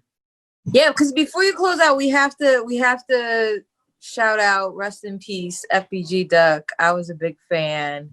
Chicago took a hit on that one. Right. And I think one of the things I'm thinking about too is like, speaking of like death, is like, we were talking about this yesterday in our editorial meeting, is like, one, like when we think about these, like I think the closest thing we've seen since, like that's comparative to this movement is like the Black Power movement, is like the civil rights movement and the Black Power movement in its wake, and the other radical minority nationalisms that happened. And those movements, what happened in their wake was we saw power shift. It granted them some demands, right? Like they were like, fine, you'll get civil rights, but actually now we're gonna give you the prison industrial complex. And the power refined itself. And part of how power was able to refine itself was it also like, absorbed those movements and then refined its methods of oppression, but it also straight up killed those movements, right? Through infiltration, like COINTELPRO, sowing kind of like division in those movements. And then we think about, we live in Chicago, where someone like Fred Hampton was, I feel like scared to talk about this, where someone like Fred Hampton was assassinated, at 23 years old. And I think about like, so much of the work that we're doing is kind of like radical work that can be dangerous. And so I guess like some of the things that I want us to think about is like, I guess one of the questions is like, how do you see power refining itself? Also, are you fearful? Are you scared about retaliation from power? Have you had, you know what I mean? Like, and how are you understanding that position in this moment? And if we are fearful of the threat of political repression and retaliation, what are the things we can do to fight back and to protect each other? So, I immediately thought about the fact that Lori Lightfoot responded to the Twitter storm that happened like 2 weeks ago. That actually didn't make me fearful, but it made me realize like, oh shit, you know what I mean? Like she's probably watching right now. And she obviously knows who all of us are, right? So I really— You said the Twitter storm. I love it. Tweeter. American nationals, they refuse. They're like, we're going to say tweeter. Tweeter. I can't speak English properly. Are you shaming me? No. Okay. No, I'm here for it. I'm here for it. Don't pay attention to them. I'm an ESL person, so I learned English at 15. So excuse me. Anyway, so no, really thinking about like it is. I mean, I don't want to say it's dangerous, but we all know. If we've been doing this work for a long time, we all know, right? And I think that the methods of repression are a lot more elegant, if I should say, or at least more insidious than they used to be, right? They don't. I think that the killing somebody in their home with a bunch of bullets by the police is not going to be the way they operate. At least I don't think that's going to be their first choice. But I do want to, think about— Hilda and I were actually talking about this earlier, right? If we were in Latin America, we would be dead. Latin America, especially in Mexico, you have activists killed every single day for doing things that we do, or even less than we do. They don't dare even speak out against the government. They don't dare to go and stand outside of, any government official and badmouth them, right? You will be disappeared. So understanding that in some ways in this country, I don't want to say we have the freedom, because they're obviously watching us and they're keeping tabs on us, right? But I think the level, and somebody said that to me when I was talking at the Black and Brown rally in North Lawndale. I said, this is the most dangerous thing that we could do.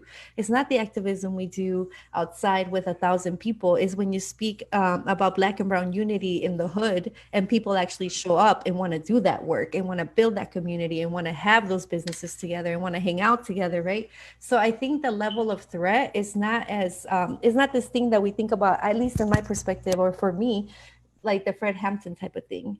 This is more the stuff where you won't get hired, where they won't give you the job, where they will stop you from leaving the country, where if you do come back, they might not let you in, where they might deny you, your citizenship if you do decide to do something, right? And I think the piece about it is that they're not really letting us know that they're watching us unless you have some sort of special, program that lets you know that they're tracking your phone, which I know they are, right? So I think part of it is like that the illusion of safety. I haven't had that in a decade. But I don't know yet the consequences of this particular moment. And that is what is uncertain. It's scary sometimes. Yeah, I'm with Laura. I never had this, Fred Hampton was killed with more bullets, but in the same way Breonna Taylor was.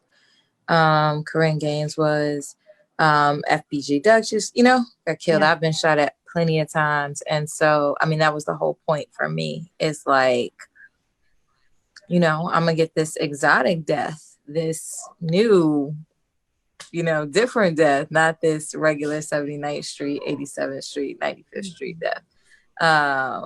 So if I'm gonna die for something, I'm gonna die for something for real. Yeah, I think it's the same for me. Like as a Native woman, I think I'm always on borrowed time. You know, I was born surviving genocide. And it's always like this idea, like, to me, like people are like, why aren't you scared of this? Why aren't you scared of that? Because, you know, what are they gonna do? Kill me? Like, they've been killing me forever. Like, they can't do nothing really that can affect me because, like, what are you gonna do? You know, if you don't care, if you already prepared that you can die for this stuff, then, you know, what worse can they do? They can't do anything. Like, they can come at your family, but my family's down for that too. Like, what are, you know, like, what are they gonna do? So I think it's like this idea, like, I'm almost at that age where, you know, like, this is how old Native people get. Like, my dad's older than Native people get. We get 57 and we're all dead by 57, basically. So this idea that, like, you're coming to that and you have to do something with this borrowed, like, I always think of it as borrowed time. Like, I just have this much time. My mom died young, Natives die young. We have to do as much as we can right now. And I think it's always like the same thing. Like, Fred Hampton died for trying to get solidarity against racism. You know, he died, you know, he said, like, we don't fight fire with fire, we fight fire with water, you know, and that's kind of how Native people have been living our life. Like, we're water. We have to adapt to everything, anything that comes at us, because, like, where are we supposed to go? What are we supposed to do? You know, like, everybody else, if you went to where your ancestral territory is, you're going to see you. We don't get to see ourselves at our ancestral homes, you know? So, like, basically there's nothing they can do. Like, I was on Tiger Swan's list. Like, I just feel like if this is the work that you choose to do, you don't really have a choice. And if you get to choose if it's going to be dangerous or not. Yeah. Definitely. Go ahead.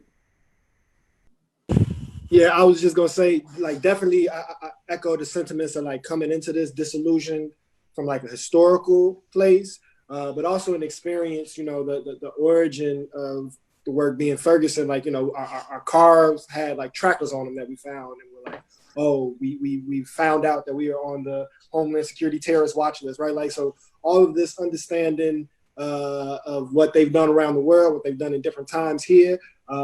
You know, I came into it with that knowledge, but I do think this conversation is really important right now. One, to make sure that we don't have a collective, like, naivete, because I think it's real easy to, like, make this shit cute and make this shit about, like, our little action. And I think it's not easy to make it cute, but y'all are super cute. Yes, but you're trying. But that was great. I think as, like, Americans, we can have this, like, privileged notion of what state violence really is. So bringing up Central, you know, Americans and Latin America as a whole is, like, what happens right now in other places with people doing these very same things, or what happened to anybody up to 30 years ago saying these things out loud. You know, in order of, like, building our strategy and being healthy, I think having this conversation and not being this scary in the shadows thing is to our advantage.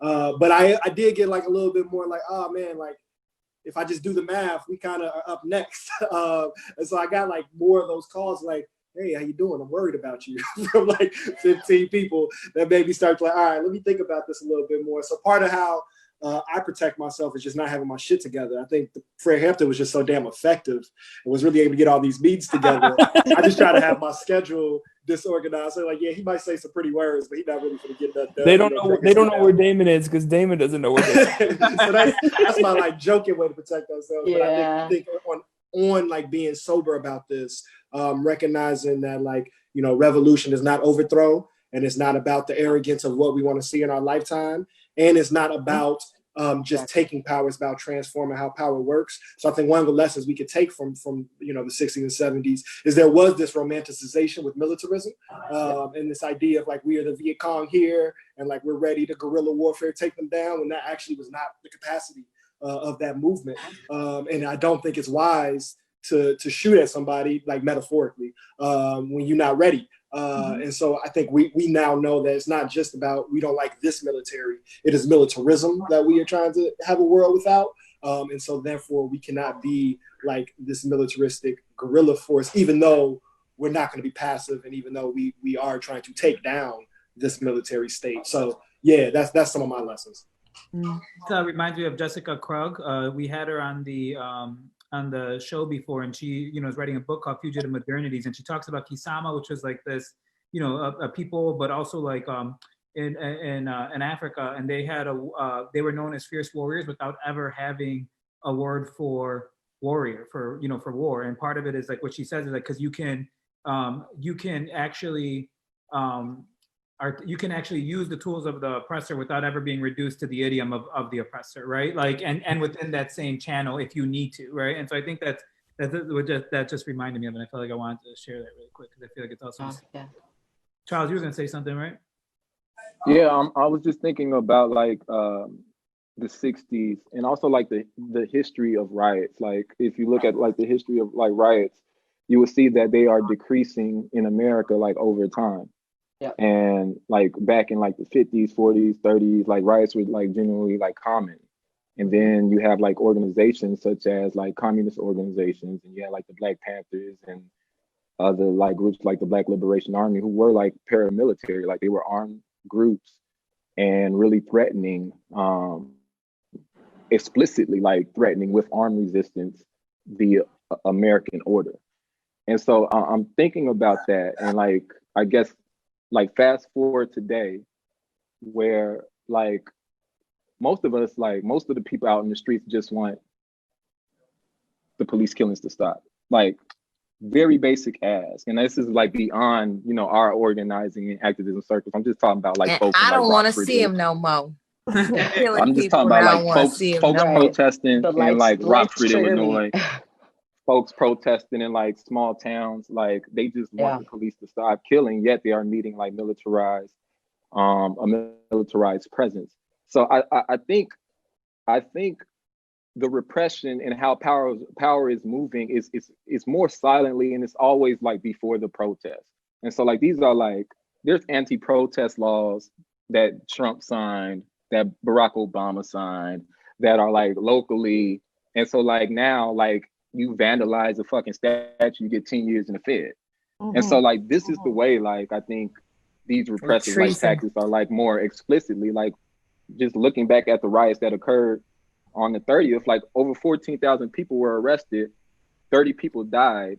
But compared that to like the 1992 LA riots, 62 people died. It's not necessarily like we're actively going to shoot up your home and kill you. We're just going to like arrest you, make you silent, fuck up like a lot of things that Louder like pointed out. Like we're going to fuck up the way you get money. We're going to fuck up like your home. You're not going to be able to rent this. You're not going to be able to lease that. Your credit score is going to be bogus. Like these so many ways that the Panthers ain't have to worry about. Like niggas wasn't worried about like credit scores and shit like that. You know what I'm saying? So yeah, I think the tactics are more, it's more insidious and like passive. I'm not ruling out like the fact that like at any moment like we can be like raided or some shit. But like I don't think the level of like the level of public display has gotten to the point where like something like a Fred Hampton will like be recreated. Not until like there's like militarized groups, militarized like communists and like socialists out here, and they're saying like, yo, we will fuck up the pig. Like explicitly. And I would put but 3 people were killed in Ferguson, like like in like state retaliation. So the level you get to, you don't know. I think that everybody who, maybe there's something I think might be different about like Steve Biko and Martin Luther King. Like nobody thought that they were at that level, I think. Part of it too. Up there. I think some of the stuff that I would throw back at that is like, because I think one of the things that I'm thinking about is that like power is not threatened by the same things anymore. Yeah. You know what I mean? Like power is not just like in the age of social media and things like that. It's not necessarily just threatened by like the display of force that it itself only relied on. We know that power itself doesn't rely on that anymore, right? Like the society of spectacle, like celebrity and that stuff has been one of the things that it's deployed to manipulate people. That has been one of the things that it's deployed, right? Like there's its own arsenal and repertoire of like social technique and population management have kind of been refined. And so I think what poses new threats to power, you know, is also kind of, especially when you have a burgeoning fascist state, right? Like is kind of like even discourse, because fascism is fragile. It's and it views itself as fragile all the time. It's why you have white people storming capitals because they feel like they've been transgressed upon, you know. And so I'm whereas like I agree, you know, to a certain extent. I also think that we got to be on guard for a state that views itself, you know, for fascist fragility that, you know, has to eradicate everything. Because in somewhere like Argentina, you know, like students protesting for free bus fare became the reason to disappear them. And, you know, and children, like not just students, like college students, like 8th graders, you know. And so I think about that in this moment right now for, you know, for me, I think one of the reasons why I relied so heavily on making everything an art project was because of immediate cover. It was cover. And I've been able to radically politicize hundreds of young people in Chicago by theater. I've been able to, you know, talk about colonialism through a web series that literally I could go to any city and someone comes up to me and is like, yo, you made Brujos, right? Like that shit's fucking amazing. Like, you know, and that they became more politically aware and stuff like that. And so like, I've always, like, I had like a couple scary incidents during this, and I don't, when you have a close friend whose dad was assassinated, you don't romanticize any of that shit. You know what I mean? Like you actually see what it does to a family. Yeah. I'm just like, and I think like, you know, and part of me is always in denial. Like Lauda knows I'm always like, ain't no one gonna do shit to us. Like I'm running a fucking news show, and I'm like, oh no, that's exactly part of what I'm thinking in these moments too, like that. And so like, you know, I think about that stuff too. Yeah. But to that point though, and it's something that I'm hearing echoed a lot, is like, and I know the people on this call know this already, but like the things that you are instinctively doing in response to this, whether they're like applicable for this moment or not, that's because that's what was useful for survival for the people who got you here, right? So you can decide whether that's what's useful in this moment or not, or whether you want to take it, but like just a reminder to not undermine the instincts that you have, and then assess them and see if they're useful. Like it's something that I've been wrestling with, is like, you know, as grandparents who are Holocaust survivors, like they survived by fleeing, they survived by leaving. And like, I know that that's where my instinct is. I know that's what learned. And then I get to decide, like, is that what I need for this moment, right? And so we all have, for our various positions, the things that we learned is what we do to survive, but we also have the agency to like recognize them and then make the choices for like, what do we want to do? But don't underestimate that instinct, because it worked. Yeah. I will be fresh as hell when the feds watch. Cue the "you make me feel like a dangerous woman." I'm just saying, like, oh, you got the playlist ready? Y'all don't have to. Oh my God! It's not the part where it's all like scary and y'all don't like. Oh, I don't know if I want to do that. Like, there's also this in here. Like, come on in. Yeah. Victory, I feel like the Fed watching you is having the most fun of any of us.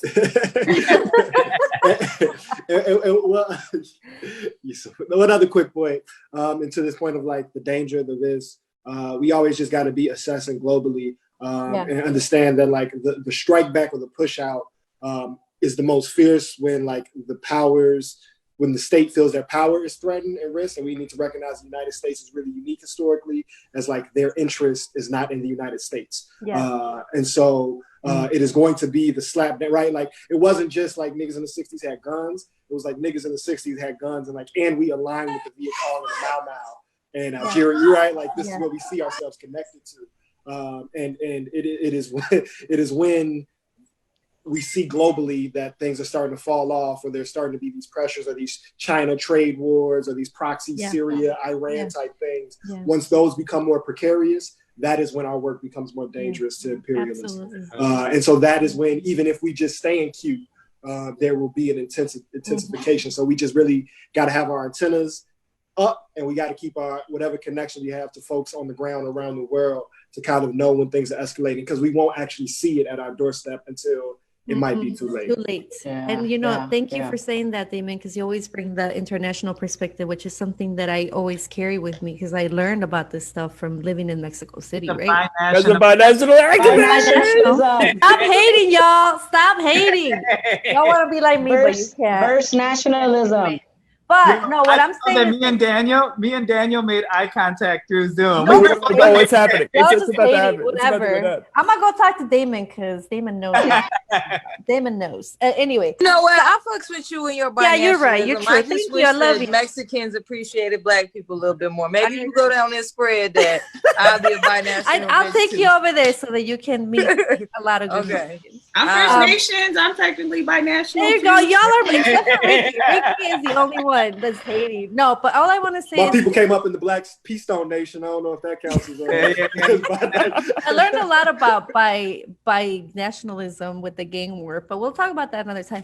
But one of the pieces that's really interesting that you brought up, right, is like, how is it that we believe these things? And I have to say it's the school system, right? The ways in which you are really kept from knowing the global knowledge that we really need, not just to resist, but also to be able to locate ourselves in the world. Besides, we always talk about American exceptionalism. And I think that really comes to play even in activism, right? We ain't that special. We are not different from the rest of the world. And actually, if we were to learn and some of us do have that curiosity and connection and humility to see what's going on across the borders and figure out how people are managing to survive dictatorships that have been supported by this government for decades, right? But I definitely think, when we think about building a movement and staying safe, now we really got to think about the digital security, right? I think that is the place that is the scariest. They can fucking turn on your computer from wherever they're at. They can hack into your phone. They can literally fuck you up without ever touching you. So, for me, and I think the piece that it's been the hardest is to see that, we still have infiltrators. We still have people who work for the government who we might think are our best friends, so I think like naivete doesn't work. Right? We need to get over the naivete that, oh, you're cool, I like you, therefore you cannot be a government, spy or an infiltrator from another organization or coming from another country to truly, fuck us up. But I think at the core, we need to learn from those histories of struggle from other spaces as well as here, but also really start to talk to people who are currently organizing in other places where they really are super, where the dictatorships are really watching everything they do and where they have to operate in different levels, right? One that's super outside, one is super internal and very secure. So for me, the security piece is really coming to play into learning, like, we need to learn how to be secure over the internet, right? And like learning how to keep our shit safe in a way that we haven't thought about before. So just so you know, I'm dating nerds now. So if any of you out there are nerds that can hack, please call me. You have to make the infiltrators have to sell drugs so that you know what I'm saying? Like at least at the end of the day, you could be like the CIA, the FBI, whoever they were, they was in here selling drugs. Or make them take like pictures, like, be a model and make them take pictures, What kind of pictures you talking about? I need motherfuckers just to hack. What kind of pictures Motherfuckers just to hack. Cosmetic. I need motherfuckers to hack the city budget. Shit, I need motherfuckers to hack the city budget. I need motherfuckers to hack the city budget. Hack the student loans, the Fed loans. Yes. Hack Thank you, all Charles. the healthcare shit. Like, what a hack hack is these parking tickets. These Get rid of these parking Get the parking tickets. Yes. in the boots. So I guess I'm so glad that you said that, Charles. For hackers. Right, official call for hackers. Because in Chile, when they protested a few years ago, the entire country, changing their education system, that's exactly what some of these hackers did, is that they deleted everyone's education debt. So even now that they're like, quote unquote, back to like, they just have no traces of anybody owing any student loans. I'm anonymous. Like, did you see what happened to the Fed? Did you see what happened to the I'm trying to be all up in Chile when this is you know what I'm saying? When we could fly again, Yeah, they like, did did that you see shit. what happened to like the Twitter hackers? They were like Twitter hackers. One was a teenager, and they basically hacked like all these verified accounts and put like their Bitcoin wallet up so like they can get some money. And like the feds caught them, and now they're about to serve some years in the Fed. But like, I feel like that's the type of activism we need. Like, what the fuck? I need to learn something. Yeah, the TikTokers, right, that like bullshitted about going to Tulsa and then it ended up being empty. Yo, that was You know, That was awesome. that was Yeah, awesome. anyway. But I want to go back to reminding people. There was I don't always think about it because I think for like many of us here, I decided a long time ago like what those threats were, especially as an American historian. I'm very aware, right, of who they come for. So I think that's a very deep and intentional decision that many of us make in doing this, right, and doing the long haul. But I do want to like remind people, right, that Fred Hampton's murder was because a brother actually joined the Black Panther Party, and then years later, after Fred Hampton was murdered, he committed suicide off the Jan Ryan, the 1995. He jumped off the Jan Ryan. It was and there's a lot of like historians now that have pulled a lot of information around. They don't think that he was put there knowing what was going to happen. That I think there was some manipulation of also having, at the time, having Black folks on the force. And, at the civil rights movement, remember, there was a lot of movement towards putting people of color in those positions. And now we're at the place where we recognize that it's not about identity politics, it's about that system. And I think a lot of people in the past are starting to see that they thought if they look like us, then maybe it can change, but that was not the case. But definitely being conscious of, that's why those deep relationships are necessary. And I'm not talking about like just going to dinners with people. I'm talking about like true intimacy with folk. Because that's the piece that scares me, that made me nervous about seeing so many people at some of these rallies was, I'm so used to going to places and knowing some people. I said intimacy. I'll have sex with anyone except activists. It's just like we need radical intimacy. Amen. Radical intimacy. Yeah, Ricky, I've heard you talk about fucking more cops than activists. Fuck 12, right? Fuck 12. 12 people. So what we need? We need a dating service and right. Do not fuck 12 story. under no circumstances. I just have to say this. Do not. It's fuck 12. Do not. I just have had 12. too many like reports from people that 12 actually does have like smaller penises as a person who chases penis. Like there's just way too many. I've done an informal research project. And there's just way too many people who confirm.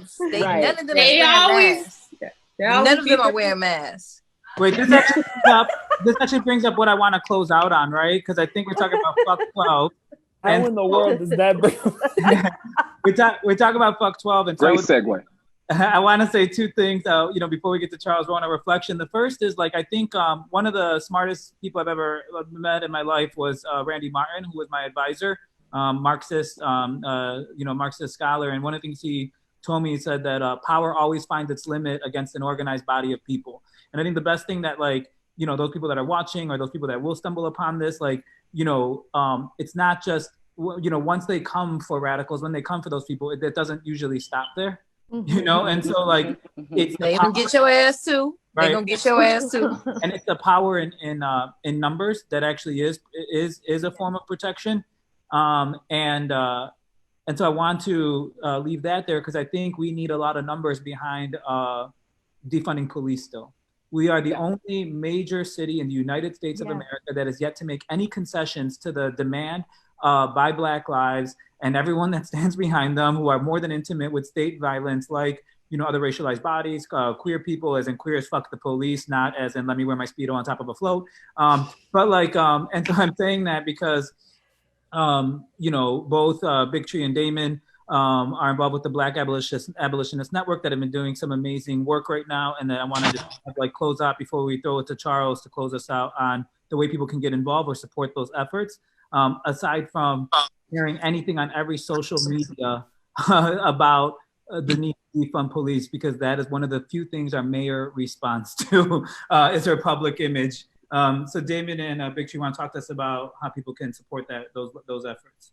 I'll say very simply, you can text defund, DEFUN, to 773-900-7098. And And you know, you'll get the updates. We'll get you involved.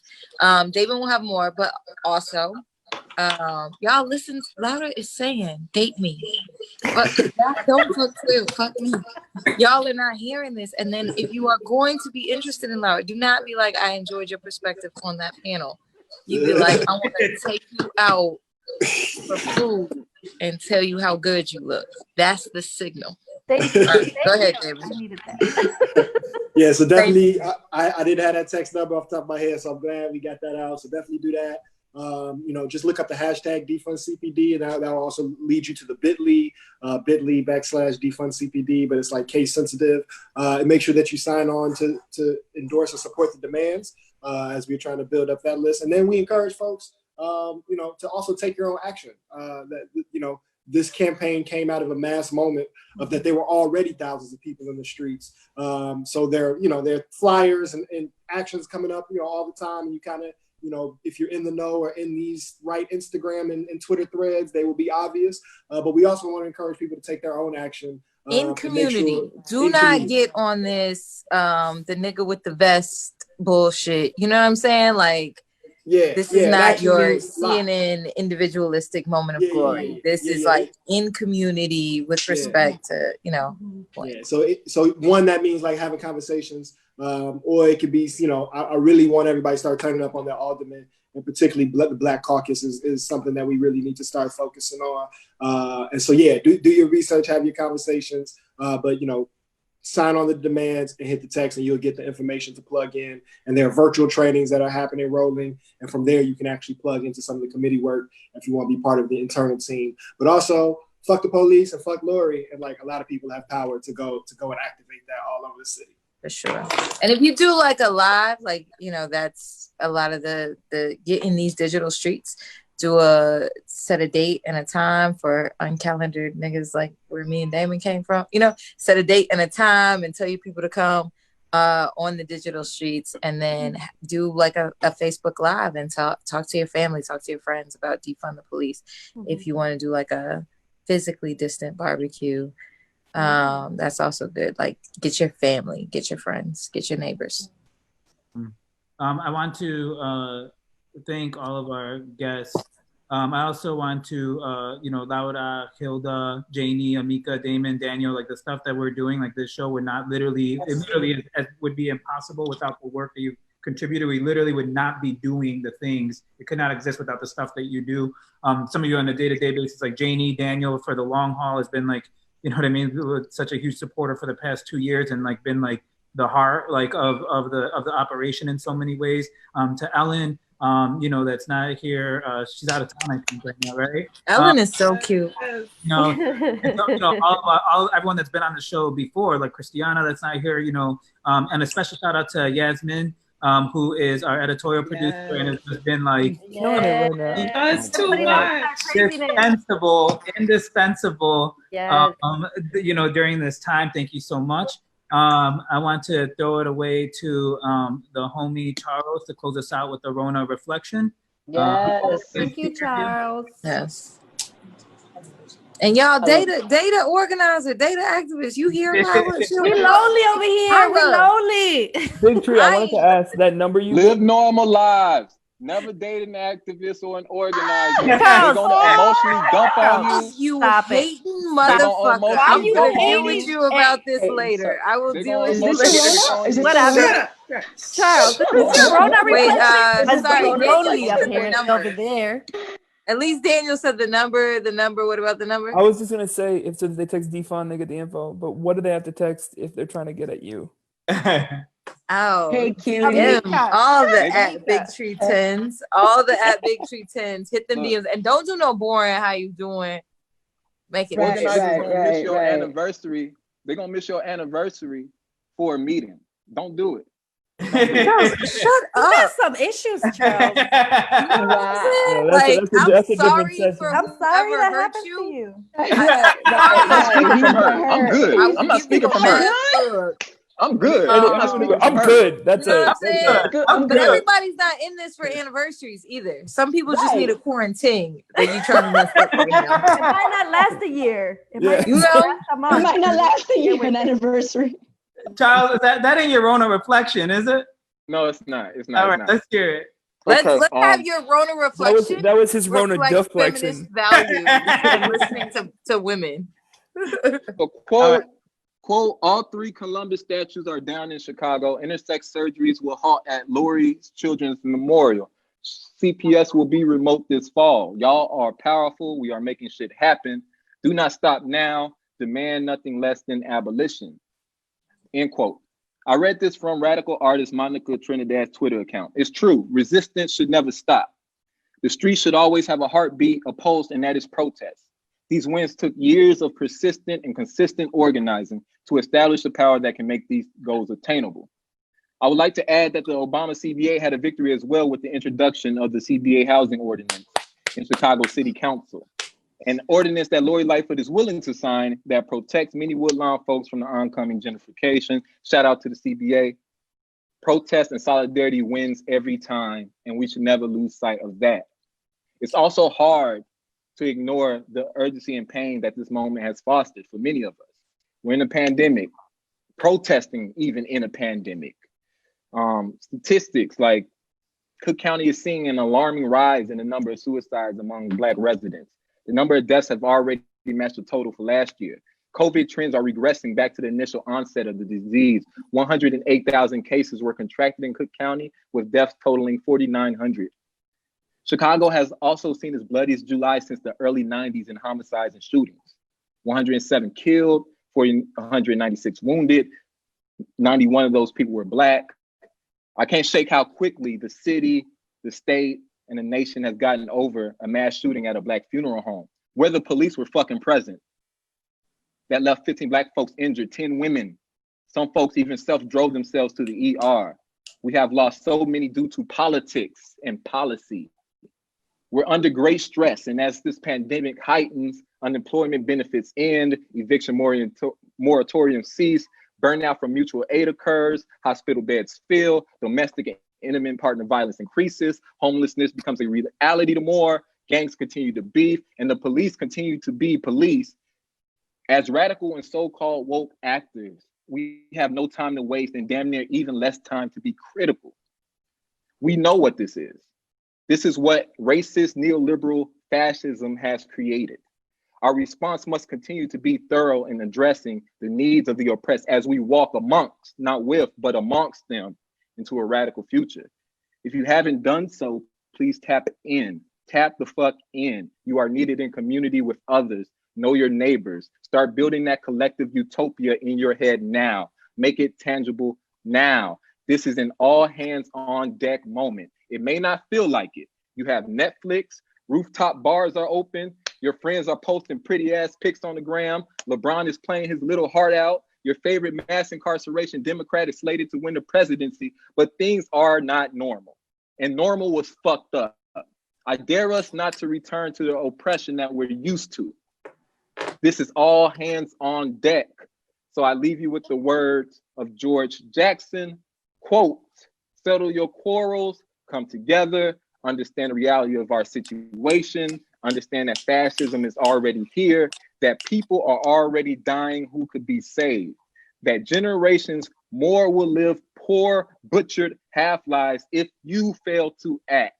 Do what must be done, discover your humanity and love, and your love in revolution, end quote. Beautiful. Beautiful. Tell him, Charles. Give it up for Charlet, as he is known in France.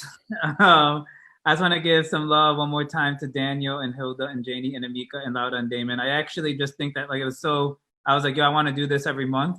You know what I'm saying? You could do it at your house. we could do it at my house. Can there be strippers? Yeah. Rooftop bar. Yo, someone, the actual next episode date Big Tree is what we're gonna be doing up in this. So let's show her some love. Thank you. And Lauda. Yeah, if you want to take Big Tree or Lauda on a quarantine date, feel free to go ahead and inbox the Hoodoisie. I mean it. Janie, their social media manager. Yes, Janie will pass on the message. I will pass the message. Charles too. I won't take the good ones either. Charles too. Jamie and Charles, all of us, except for no, fuck that. Charles was on the whole don't date an activist. That nigga's an activist. Right. No. Charles we'll gets get him a nothing. basic person. No. We'll get him a basic. I'm just thinking about the people. I want people to have healthy Don't think relationships. about I'm them. not thinking about the people. You know what? Think about No. us. We need We love. will not dilute We need focus. affection. Not Charles. We need definitely radical Laura. honesty. And you can't none of this. Like, I enjoyed your perspective. You said some real shit. No, you have to be like, I think you cute and I want to get you. I want to get in your pants. All right. No, that'll get people canceled, Laura, in this culture. Yeah, Cannot say You that. gotta walk They- that fine line. But I between- think you cute and I want to get you tacos is a good say a food thing and a thing I like. We're gonna keep it PG, right? Thank Yeah, you. not in pants, in a taqueria. So. All right, I'm gonna go eat a taco, and by that I mean my boyfriend's ass. I hope you all have a great night. I love you all so much. See you all. Shout out Sean's ass. Everyone. Yeah, shout Shout out to Sean's dad.